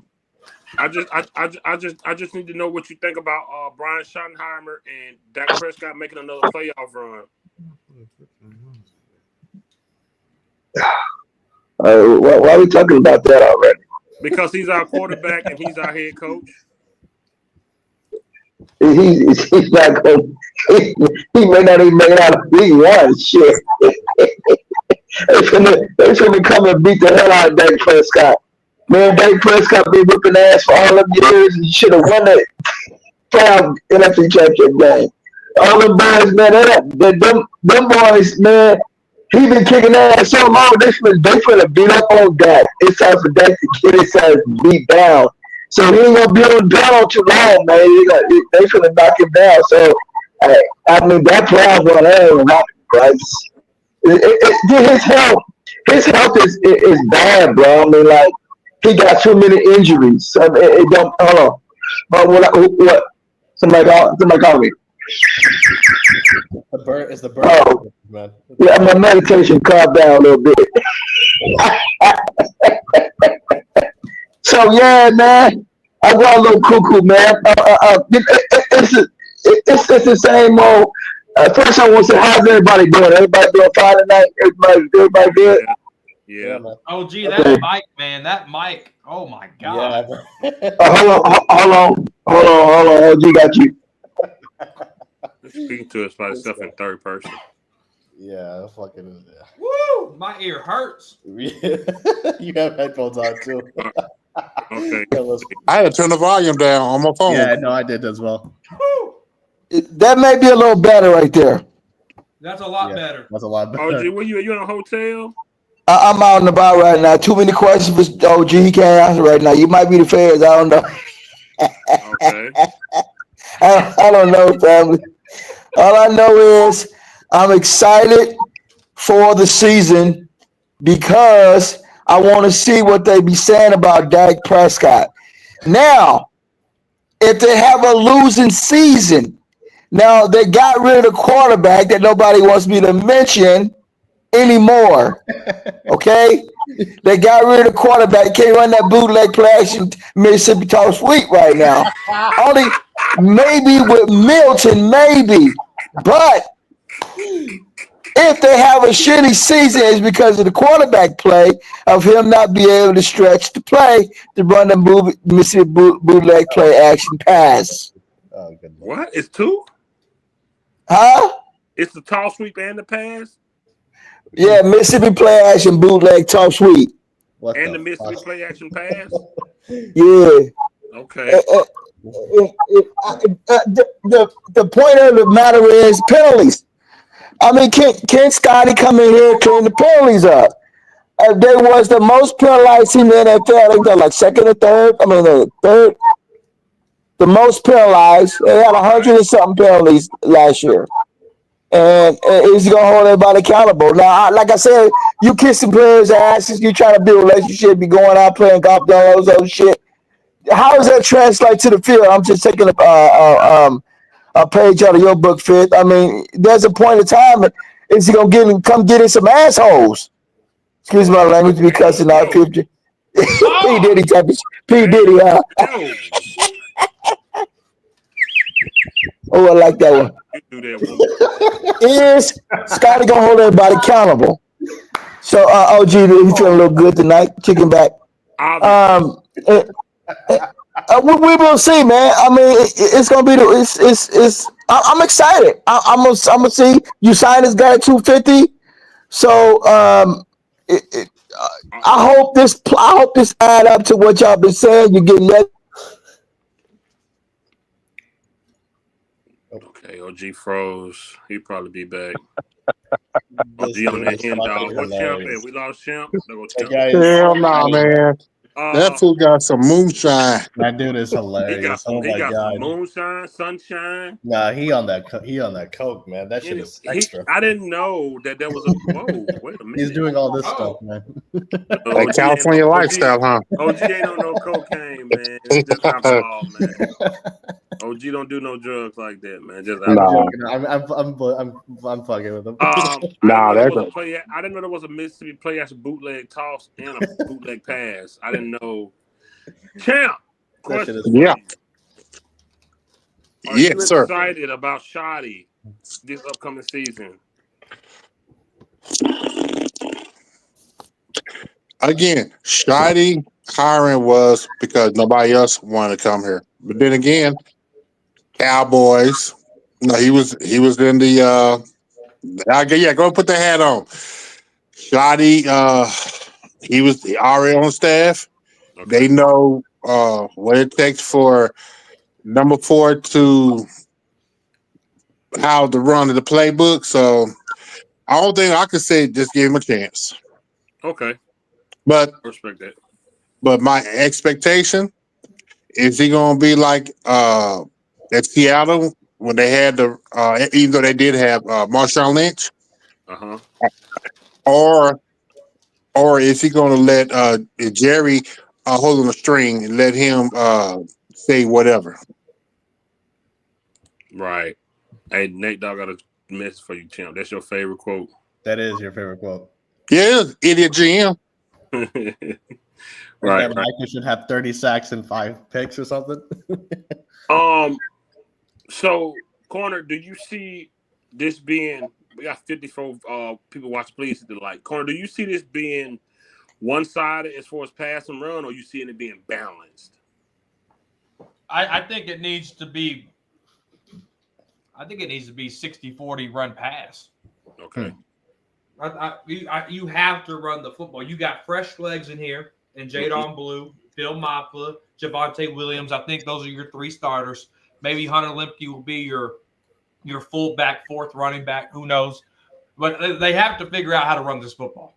Okay. Dak, you look at Dak last year before he got hurt, he had way too many red zone interceptions. Yeah. He had way too many red zone downfalls, right? Let's not even talk about playoffs, how we can help Dak in the playoffs.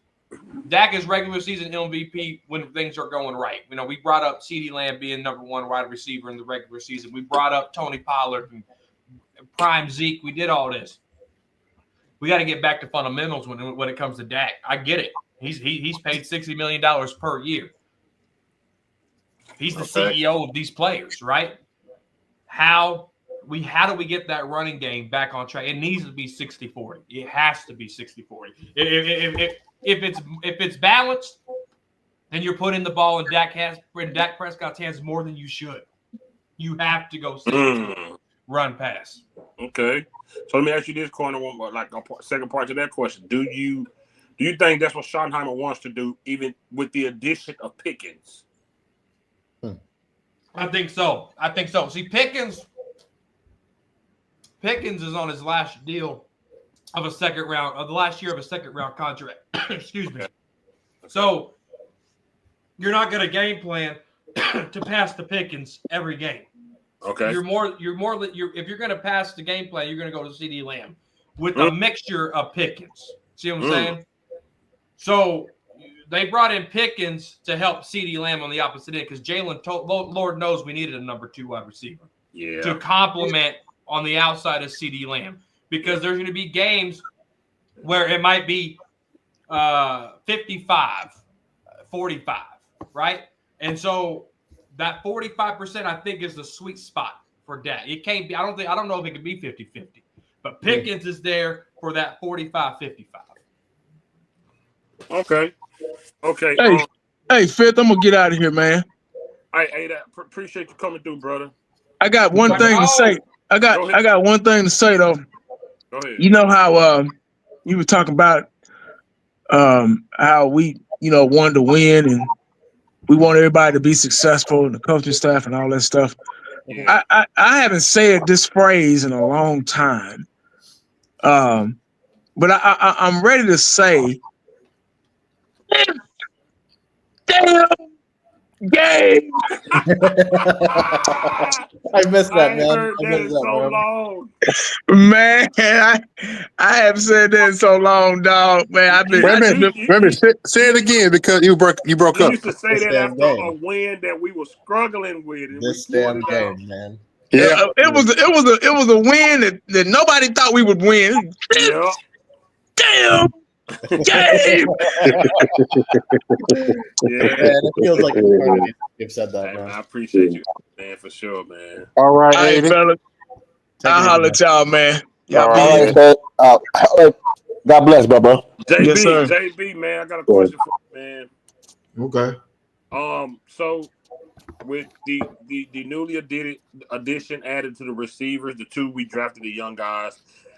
TD, we know who he's a dog. We know Pickens is a dog. Look at corner. Yeah. Did you say Diddy? I heard did. I definitely did say Diddy. I did. I swear I heard that too. With the new Pickens, Lamb, the new running backs. Has your confidence lifted even with this O-line from last year's offense to this year's, or how you feel about it now? Do you feel like we've upgraded with the new running backs and the Pickens ad? I think we upgraded with the Pickens ad and the O line, but the running back position is still the question for me. Mm-hmm. But I know they were trying to say they're going to feature the run, but I think this is going to be our downfall. I think they're going to try to score points with those receivers. I think the addition with Pickens to me is it might be a twofold where it could be a excellent good thing that might have happened, but then it could be the opposite.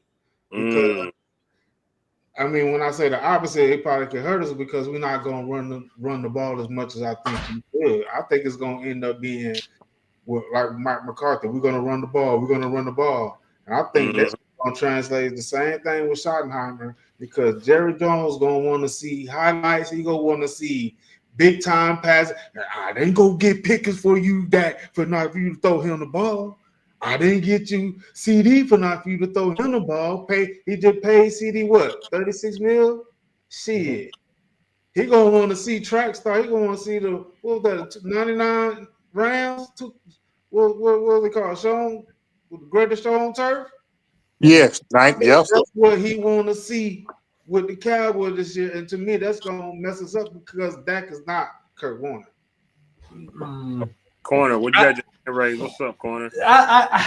Guys, I don't know how to phrase this, we got to stop with this passive narrative because they knew they had to run the ball. Jason Garrett knew it. That's why we had DeMarco Murray, NFL leading rusher 2014. Then fast forward 2 years later, they drafted Zeke, and they paired him up, and they ran the ball up until basically till the wheels fell off with Zeke. Then you look at it outside of Zeke with Tony Pollard and stuff. They fiddle farted with this running game, and they know what this offense is like without a running game, and they know what this offense is with a running game. Okay. So I really think that Jerry doesn't. I really feel like Jerry doesn't care if they're going to run the ball and it's working. Jerry ain't gonna say shit. That's just what it is. Wow. So you don't think. You don't think it would be? You don't think Pickens will create an issue if he's not getting his touches? I think I don't think Pickens knows what it's like to win 3 games in a row, does he? Does he know what success is? I mean, if he's mad, if it's working and Pickens is mad, then why is Pickens even here? Because even Amari Cooper would tell you, I don't care if they're running the ball. Are we winning games? Des Bryant, I don't care if I'm getting the ball. We're winning games. CeeDee Lamb, I don't care where we're passing the ball. We winning games. I don't know if Pickens feels like that though. It's a different mentality, I think. They said Pickens is they said he could be a problem. The chosen. Yeah, Pickens is he just gets in his own way sometimes. Cowboys said Pickens been in the playoff game 4 years straight, Corner. And they lost every single one of them. I mean, you won 3 games in a row. Has he won 3 games in a row? Yeah, we did too. Yeah, we lost playoff games too, man. Yeah. Champ, question for you. Let's just say hypothetically, we like to deal with hypotheticals. You know, corner like to deal with the word potential. So I'm gonna say hypothetically, Champ. Let's say the Cowboys go 12-5. Let's say we make the playoffs. Let's say they take away your running game. Would you trust Prescott to bring it home in a game where your running game is taken away? Nope. Even with CD, Pickens, a decent offensive line, would you trust his arm? Rewind. Go back to the Green Bay Packer game. See, AI assist. The Niners game when Pollard got hurt. Pollard. Oh, you know what? Matter of fact, all 3 years. Go back. 3 years in. Yep. Yep. The 2 Niners game and the Green Bay game. Mm-hmm. He couldn't do nothing. Here's a deer in headlights. So Google said he's never won 3 games in a row. Corner, stay off Google, man. But you know what? I'm about to be out, man. I appreciate y'all, man. I appreciate you. Salute to you, all right, JB. Brother. I appreciate you. All right, OG. Be easy, dog. All right. All right, brother. Okay, family. Go ahead, Champ. But the only thing, I agree with Corner. The only way the Cowboys is going to be successful, Look at him. they're going to have to run the ball 60-40. That's the only way. Remember what I said the other day. Dak Prescott is a bus driver. You got to keep him on a very tight leash. The type of leash that you tie your dog to around a tree. When he started running around, yeah, that's what they need to do to Dak.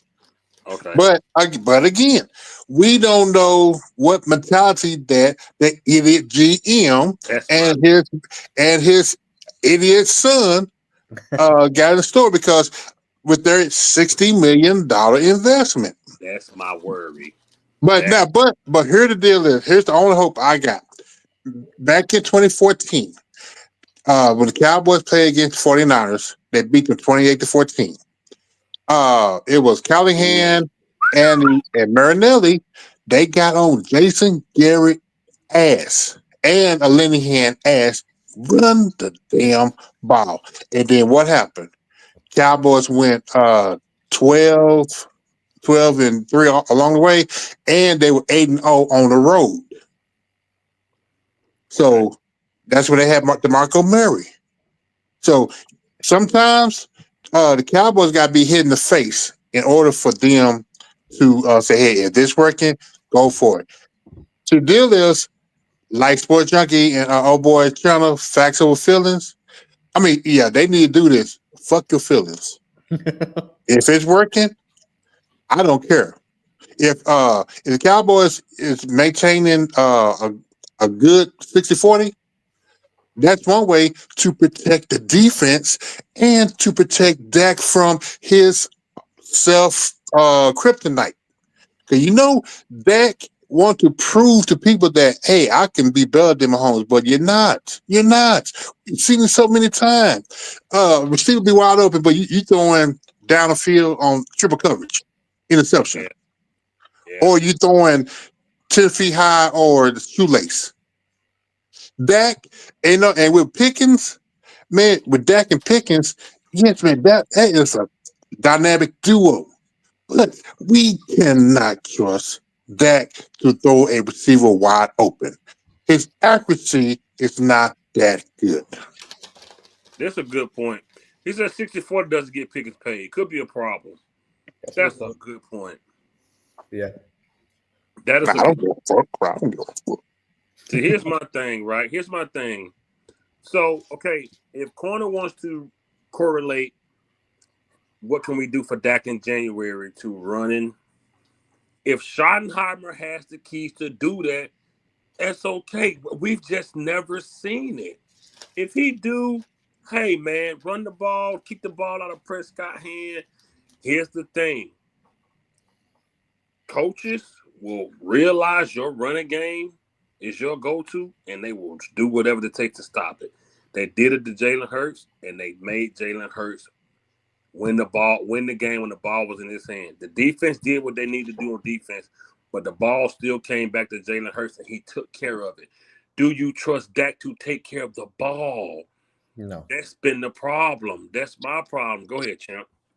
Oh, on that, the best way for Dak to run offense, especially if he's throwing, hurry up. Hurry up offense. Because if he back there longer than 2-3 seconds, his brain cells don't communicate. It's like his brain is like a Commodore 64 versus the computers out there right now. Like Commodore 64, he frees up. Like, I don't know what to throw it to. But if you're doing that hurry up offense, yeah, Dak is the best. He don't have to do the Mississippi play action, bootleg, run around. But toss sweep. But yeah, toss sweep. But if you run the ball, he can open up the play action.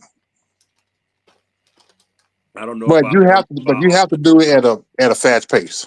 I don't know what our offensive line is conditioned of to consistently do hurry up offense. I don't know if it'll tire you out constantly back to back doing hurry up offenses. So yeah. But as a quarterback, that shouldn't be your go-to. You shouldn't have to do a hurry up offense in order to be successful. And eventually a defense would figure it out. I think this just sums up to Dak Prescott just has reached his ceiling. No matter who comes in, that's what it looked like. Every coach and player has gone from the team. I think he reached his ceiling. Corner said it 2 years ago. He's a regular season MVP. I agree, Dak Prescott, and I don't even know if this season is he going to look like that because we got a tough schedule with a new team and a new head coach. Dak ain't never thrown to Pickens. Dak ain't never been coached by Schottenheimer. Schottenheimer ain't never coached up against some of these good head coaches he about to go up against. What is he gonna do against Andy Reid? Right. What is Schottenheimer gonna do up against Serianni? Like these are the things I question. I don't just look at a player and get excited. I like to go deeper. Hey, yo, and dissect like everything. Like I said, because the Cowboys got better don't mean other teams didn't get better. Everyone tried to get better. It's about if it's successful. And I just feel like our common denominator in our downfall, it has a lot to do with coaches. Mike McCarthy, for God's sake, said he couldn't see the time, the clock. Like, what type of coach are you? Yep. In the same breath, Dak Prescott has been a big part of our failure. In back-to-back playoff game, he threw 2 picks in both games. Yep. In his playoff career, he had 7 picks. That's average a pick per game because he's 2-5 right in playoff games, right? Yeah. That's an average of a pick a game. Like, what? What are you doing? That's not good. Even when your defense steps up for you, even when your offense, your running backs and everybody step up for you, this is who you still be. So that's why I feel the way I feel about moving forward until they show me something different. It's just the way you know what I'm saying? Like, if your girlfriend is a cheater, she got to regain your trust again, you know? You're not just going to trust off her word. She got to really show she not doing that no more. You know what I'm saying? So it's just where I'm at with it, and that's just how I feel about it, man. Till they show me something different, and it's doubled now. I'm definitely tough on them now because we got a new head coach that never coached a game. As far as the Dallas Cowboys, the head coach, he's never done it. Gee, what are you doing? Dude, you gotta mute yourself, man. OG, please. You gotta mute yourself, man. OG, you are not at home. Where you at?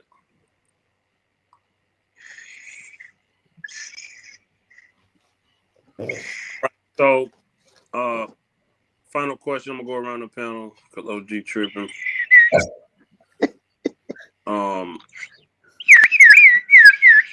Dude, stop. OG, you gonna let me ask the question? Go ahead. Okay. Cowboys corner. Wait a minute. Hold on. Wait a minute. Before you, wasn't y'all arguing last week? You and Corner, so y'all done made up now? That's my brother. We've been arguing for almost a decade. They always argue. They always argue, exactly. They always argue. Do y'all not know half of the time me and Corner? So that's not the question. I said, have y'all made up now? We don't have to make up. That's my brother. We've been doing this almost a decade. There was nothing to make up for. There was nothing to make They up. never make up. I was the first one to.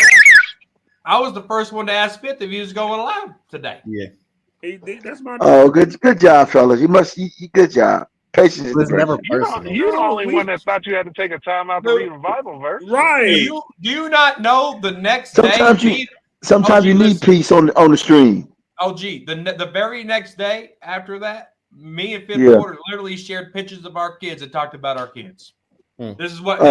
God bless you. We don't. Well, God bless you. We don't take this off. That's my brother, man. We've been arguing like this forever. This is Cowboys Quarter and Fifth Quarter Cowboys. Out there, it's Mike and DJ. Facts. That ain't nothing. We good. Yeah.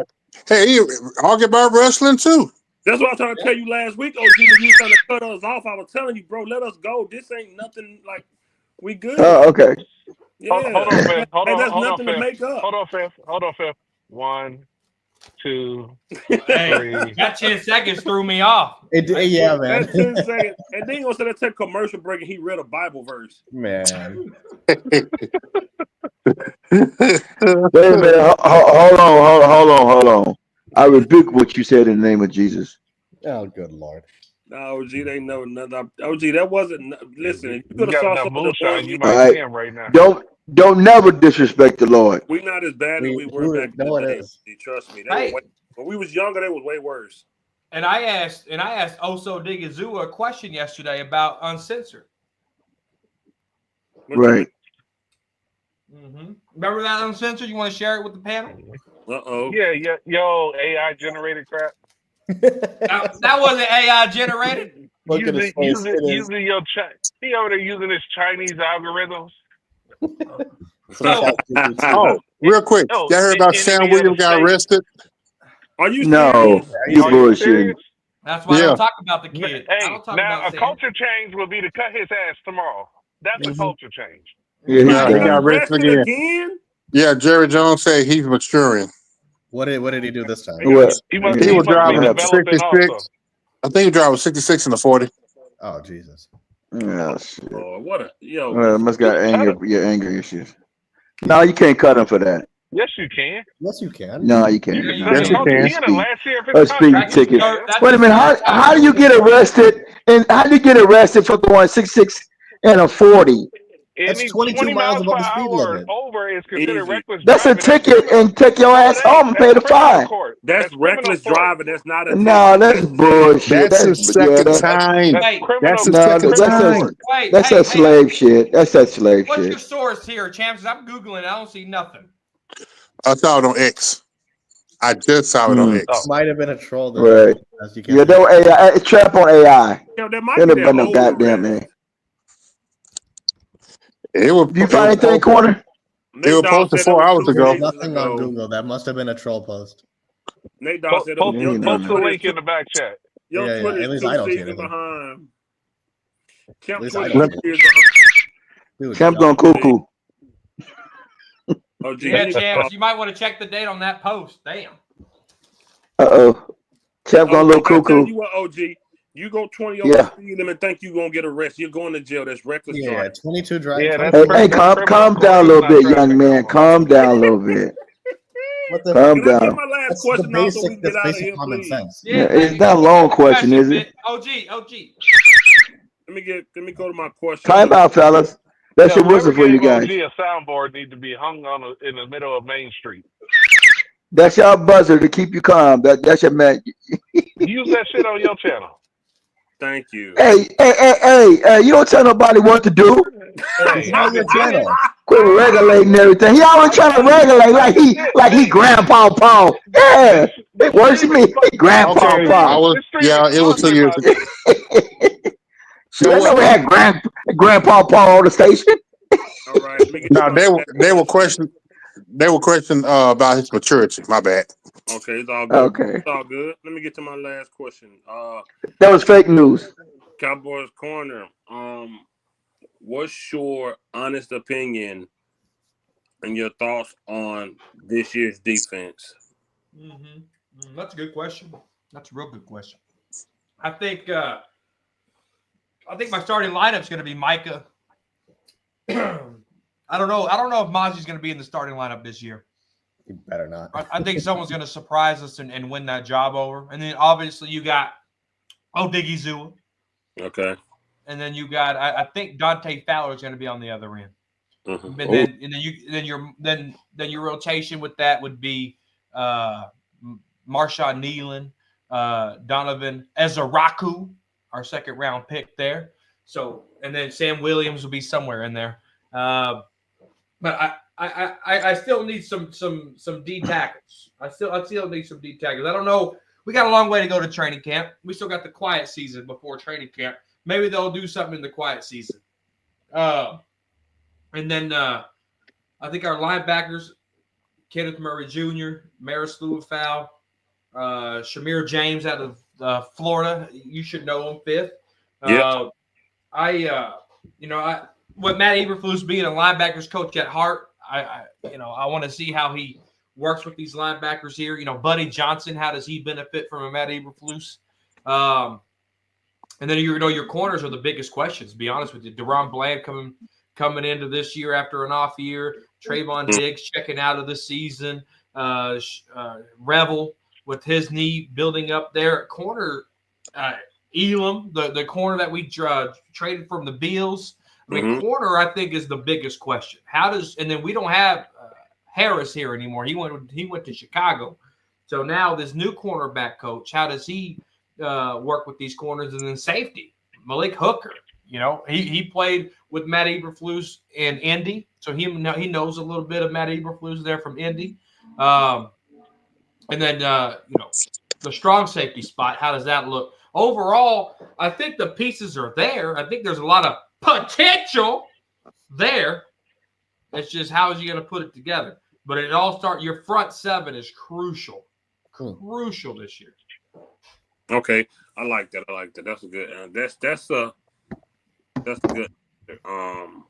And that's a take about Mozzie might not start. Hey, you could be right. Could be right. You never know. We'll see how it go. I guess it's, if Eberflus, if he want to come in and make a difference, he probably would. If he don't see any type of progression in Mozzie, he probably would. Put somebody else out there that could be a little more effective. That's a good point.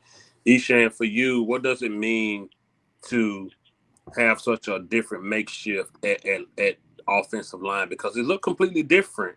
Yeah. With the Booker and with Zach Barton being gone. Yeah. With Terrence Steele having a setback, and we got the new offensive line coach. What are your thoughts on going forward with the new O-line coach and this whole new look at offensive line? I mean, I'm cautiously optimistic. I'll put it that way. That's what I would say. So I'm excited about Tyler Booker. I mean, I like the pickup. I still think Terrence Steele is terrible, and I still think we gotta. I mean, if we could cut him, I want to cut him. But it's just my worry is the fact that this is again like we're preaching about is this is I think the first year that Dak has not had that one of the players from that second wall with Zach Barton being gone. So this is his first year where there's just nobody on that second wall completely. And we've seen in the past, whenever he didn't have a Tyron Smith or any of those guys, he would struggle a lot, and so he would get antsy in that pocket and things like that. So that's honestly my biggest worry.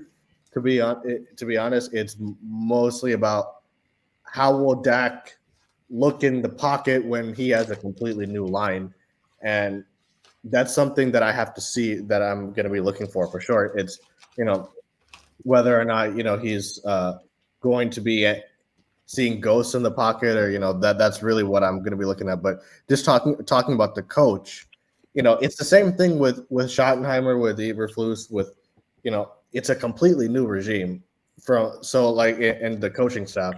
So I'm very, very curious to see what what the coach does and how these guys play come week one. So I'm very, very curious to see. So in terms of how I feel it's going to go, I'm not confident, but that does not mean I'm not confident either. It's just I'm kind of in this space. It's like, let's see what happens with it. And I'm optimistic, but I'm just okay. Let's see the way it plays out. That's kind of where I am with it. Okay, I got your point. Cowboys champ. Question for you, man. We know Bland, and he came off an injury. We know Diggs coming off an injury.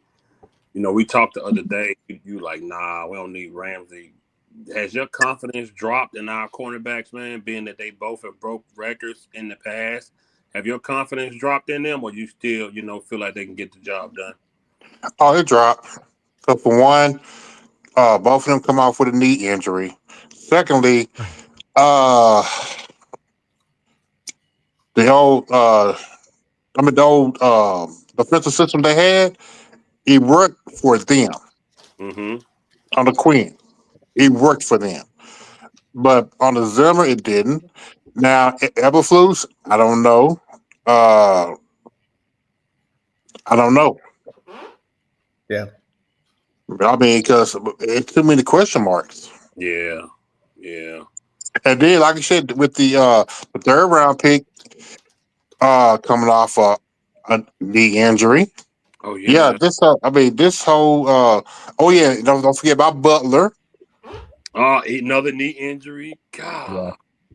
Yeah, I mean, it's like all our deep, the ones that we had so high hopes for, it's not looking good.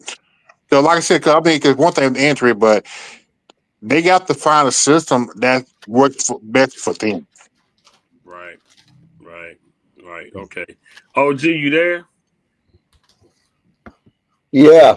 All right, OG. Hey, just put me on last real quick. Come back to me. All right, no problem. Uncensored brother, what's your okay? We knew Lamb needed help, right? We knew they didn't play Turpin right. We knew, whatever happened with Cooks and Tolbert and Brooks and all that stuff. Do you think that Pickens and Lamb can coexist a full season? Yeah, I don't think that'll be a problem as far as them two being able to be on the field at the same time consistently. I don't. If we get the offense that we're hoping that we get, which is a run heavy offense, I can definitely see. Because all right, what are we talking about? 45 snaps a game on offense. If we want to do 60, yeah. So about all right, let's go with 60. So if you want to do a 60-40 split, what are you about 40 runs, 30 passes? Yeah, just to 40 just runs, to keep 20 even passes. numbers. Yeah, all right, so you got to spread that. You're gonna have to spread that around, and it all depends on whether Pickens is okay getting, 5 catches, 40 yards, 50 yards, and maybe a touchdown, and then seeing CD Lamb flourish. You gotta remember, Pickens is in the last year of his rookie contract. That's a blessing and a curse at the same time. Because one, you can get a player on the cheap, but two, you got a player that's in the number 2 spot that also want to get paid. And if he's seeing his numbers and they not indicative of high earning numbers for his next contract, you might get the Pickens that lash out a little bit. But I watched some Pickens highlights and lowlights, I guess you could say. And most of Pickens' problems are he can't control his anger and his frustration. And then lazy route running. He didn't really go after his teammates very often. Okay. He got personal fouls like he did with Jay Lou, grabbing his face mask and stuff like that and things like that against the opponents.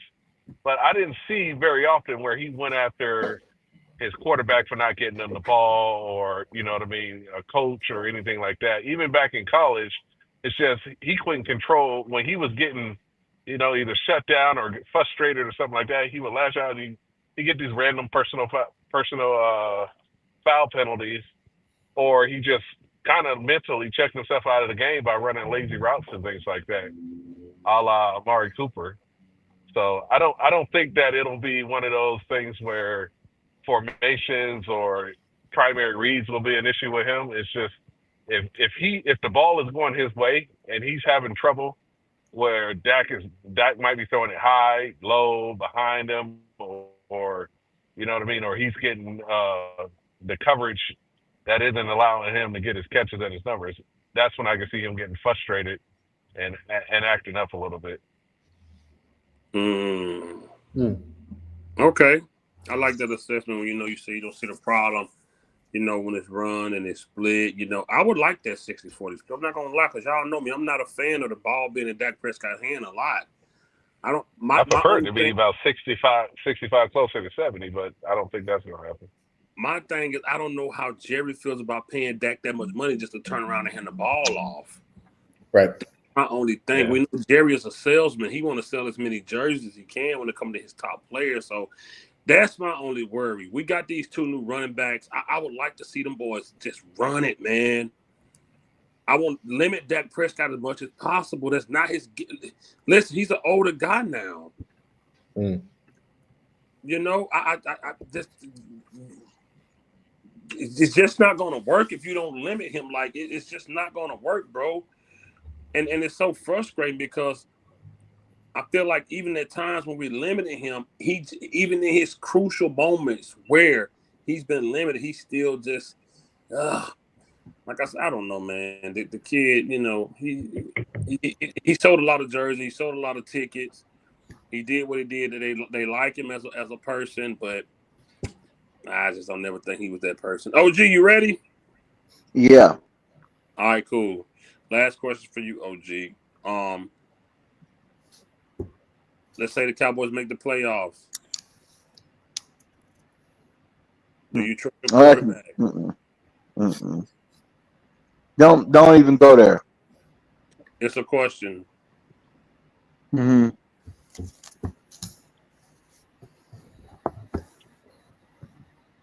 If the Cowboys make the playoffs, do you trust your quarterback? Pros. You already know Only way they're gonna make the playoffs is Scotty got to come in and clean up the penalties, and they got to run about 25 to 30 times a game. They got to stay 25 to 30 times a game. You cannot let him throw that damn football because he's gonna throw it into the double coverage. He's only gonna be good for going for slant across the middle for CeeDee Lamb and maybe an out route. If I was throwing the ball downfield or turping over the middle or something like that's gonna get picked off. He tried to do too much and throwing underneath to Ferguson.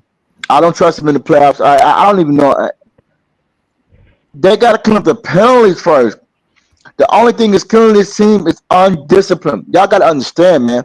This team has been lost for so many years. Under Garrett and Mike McCarthy, like all these coaches came in here like undisciplined. They got no dog in the house that can line everybody up and just get in their butt if they mess up. Like if Dak Prescott throws and may have a bad game, hey, you coming out, I want to see Milton. If we lose by 100, that's cool. You can play the next game. But I want to see this stupid stuff that you've been doing the game before. He gotta put fear into them, man. You know what I'm saying? If he ain't gonna come in here and not put fear into them, no need for even us rooting for them. They've been doing what they've been doing for the longest. Diggs been coming out here doing stupid. Was that Diggs? Yeah, doing stupid stuff coming out on his phone. And you got Michael Parsons with the podcast. They gave him praise for that. Now I'm mad at you. Now you've been everybody run off at the mouth. Everybody in the newspaper too much run off at the mouth. There's so many cancer on this team, man. They just got you gotta just put the foot down on the team and come with discipline. The penalties on the phone, and I'm telling them, don't even bring the phone in the locker room. None of y'all. I don't want to see no phones. I ain't kissing none of y'all butt. I was good during the off season right now. Now we're coming in the OTAs. I was praising y'all, but now I want to check out y'all bad habits. Now we out playing golf. Check out the bad habits. What y'all doing out? What y'all doing out the field? What y'all doing? You on the phone? What you doing? What you doing here? Because you bring it into the locker room, then you ain't got no respect for the coaches and nobody else. I ain't saying that they should have a life, but this is football. You getting paid paper. You getting paid big money that we will never see. But until you discipline this team, they ain't gonna never do nothing. But you got to put fear into them. But no, I don't trust him because he can do what he want to do, bro. He can throw like 2 picks and come out there and be down by 21 to 14 points and still gonna come out there in the game and continue to stick it up. Like you ain't putting no fear in him, bro. Like it don't make no sense. So we're gonna see if we'll see if this is gonna pan out. If he do that, if Scotty can do that, take control of Dak Prescott and handle him throughout the season, we know Scotty's for real. If this is just a make-believe fairy tale story with Scotty, then we'll know at the end of the season and they're an easy man to move forward. But I just don't trust this man with the ball in his hand in the playoffs. No, we just have no blowout, one and done. But the defense could show something different. It's going to be more snaps on can the defense not play a lot of snaps like the offense? We want to see points. We want to be points scored. Mm-hmm. Points. We don't want no damn field goals like field goal, get down to the front. We can't. Oh, here we go. We can't get over the 50 or get 45. That's a penalty. Here we go. Kicking another field goal. We get 35. That's a field goal by holding by somebody on the left side or the right side. It's like penalties, bro. Like kill this team. Like if you gotta clean that up, and if you get to the playoffs, can correct the penalties on that. That's what's been killing this team, bro. Discipline, bro. They need to clean that up, bro. It don't matter, but what's going on? Can you clean it up? And hey, drop the mic. Peace. I appreciate that, OG. Man, salute to everybody for coming on. We had a good show tonight. Yeah.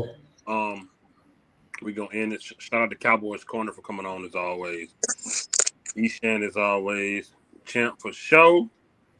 Shout out to Uncensored, my dog.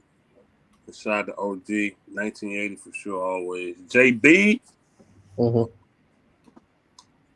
That's about to be it for me. So unless something happens, I probably won't be back on to next Friday because I'm only home for a few days. So, yes. We're going to get out of here, man. Peace out, everybody. Take care. Take care.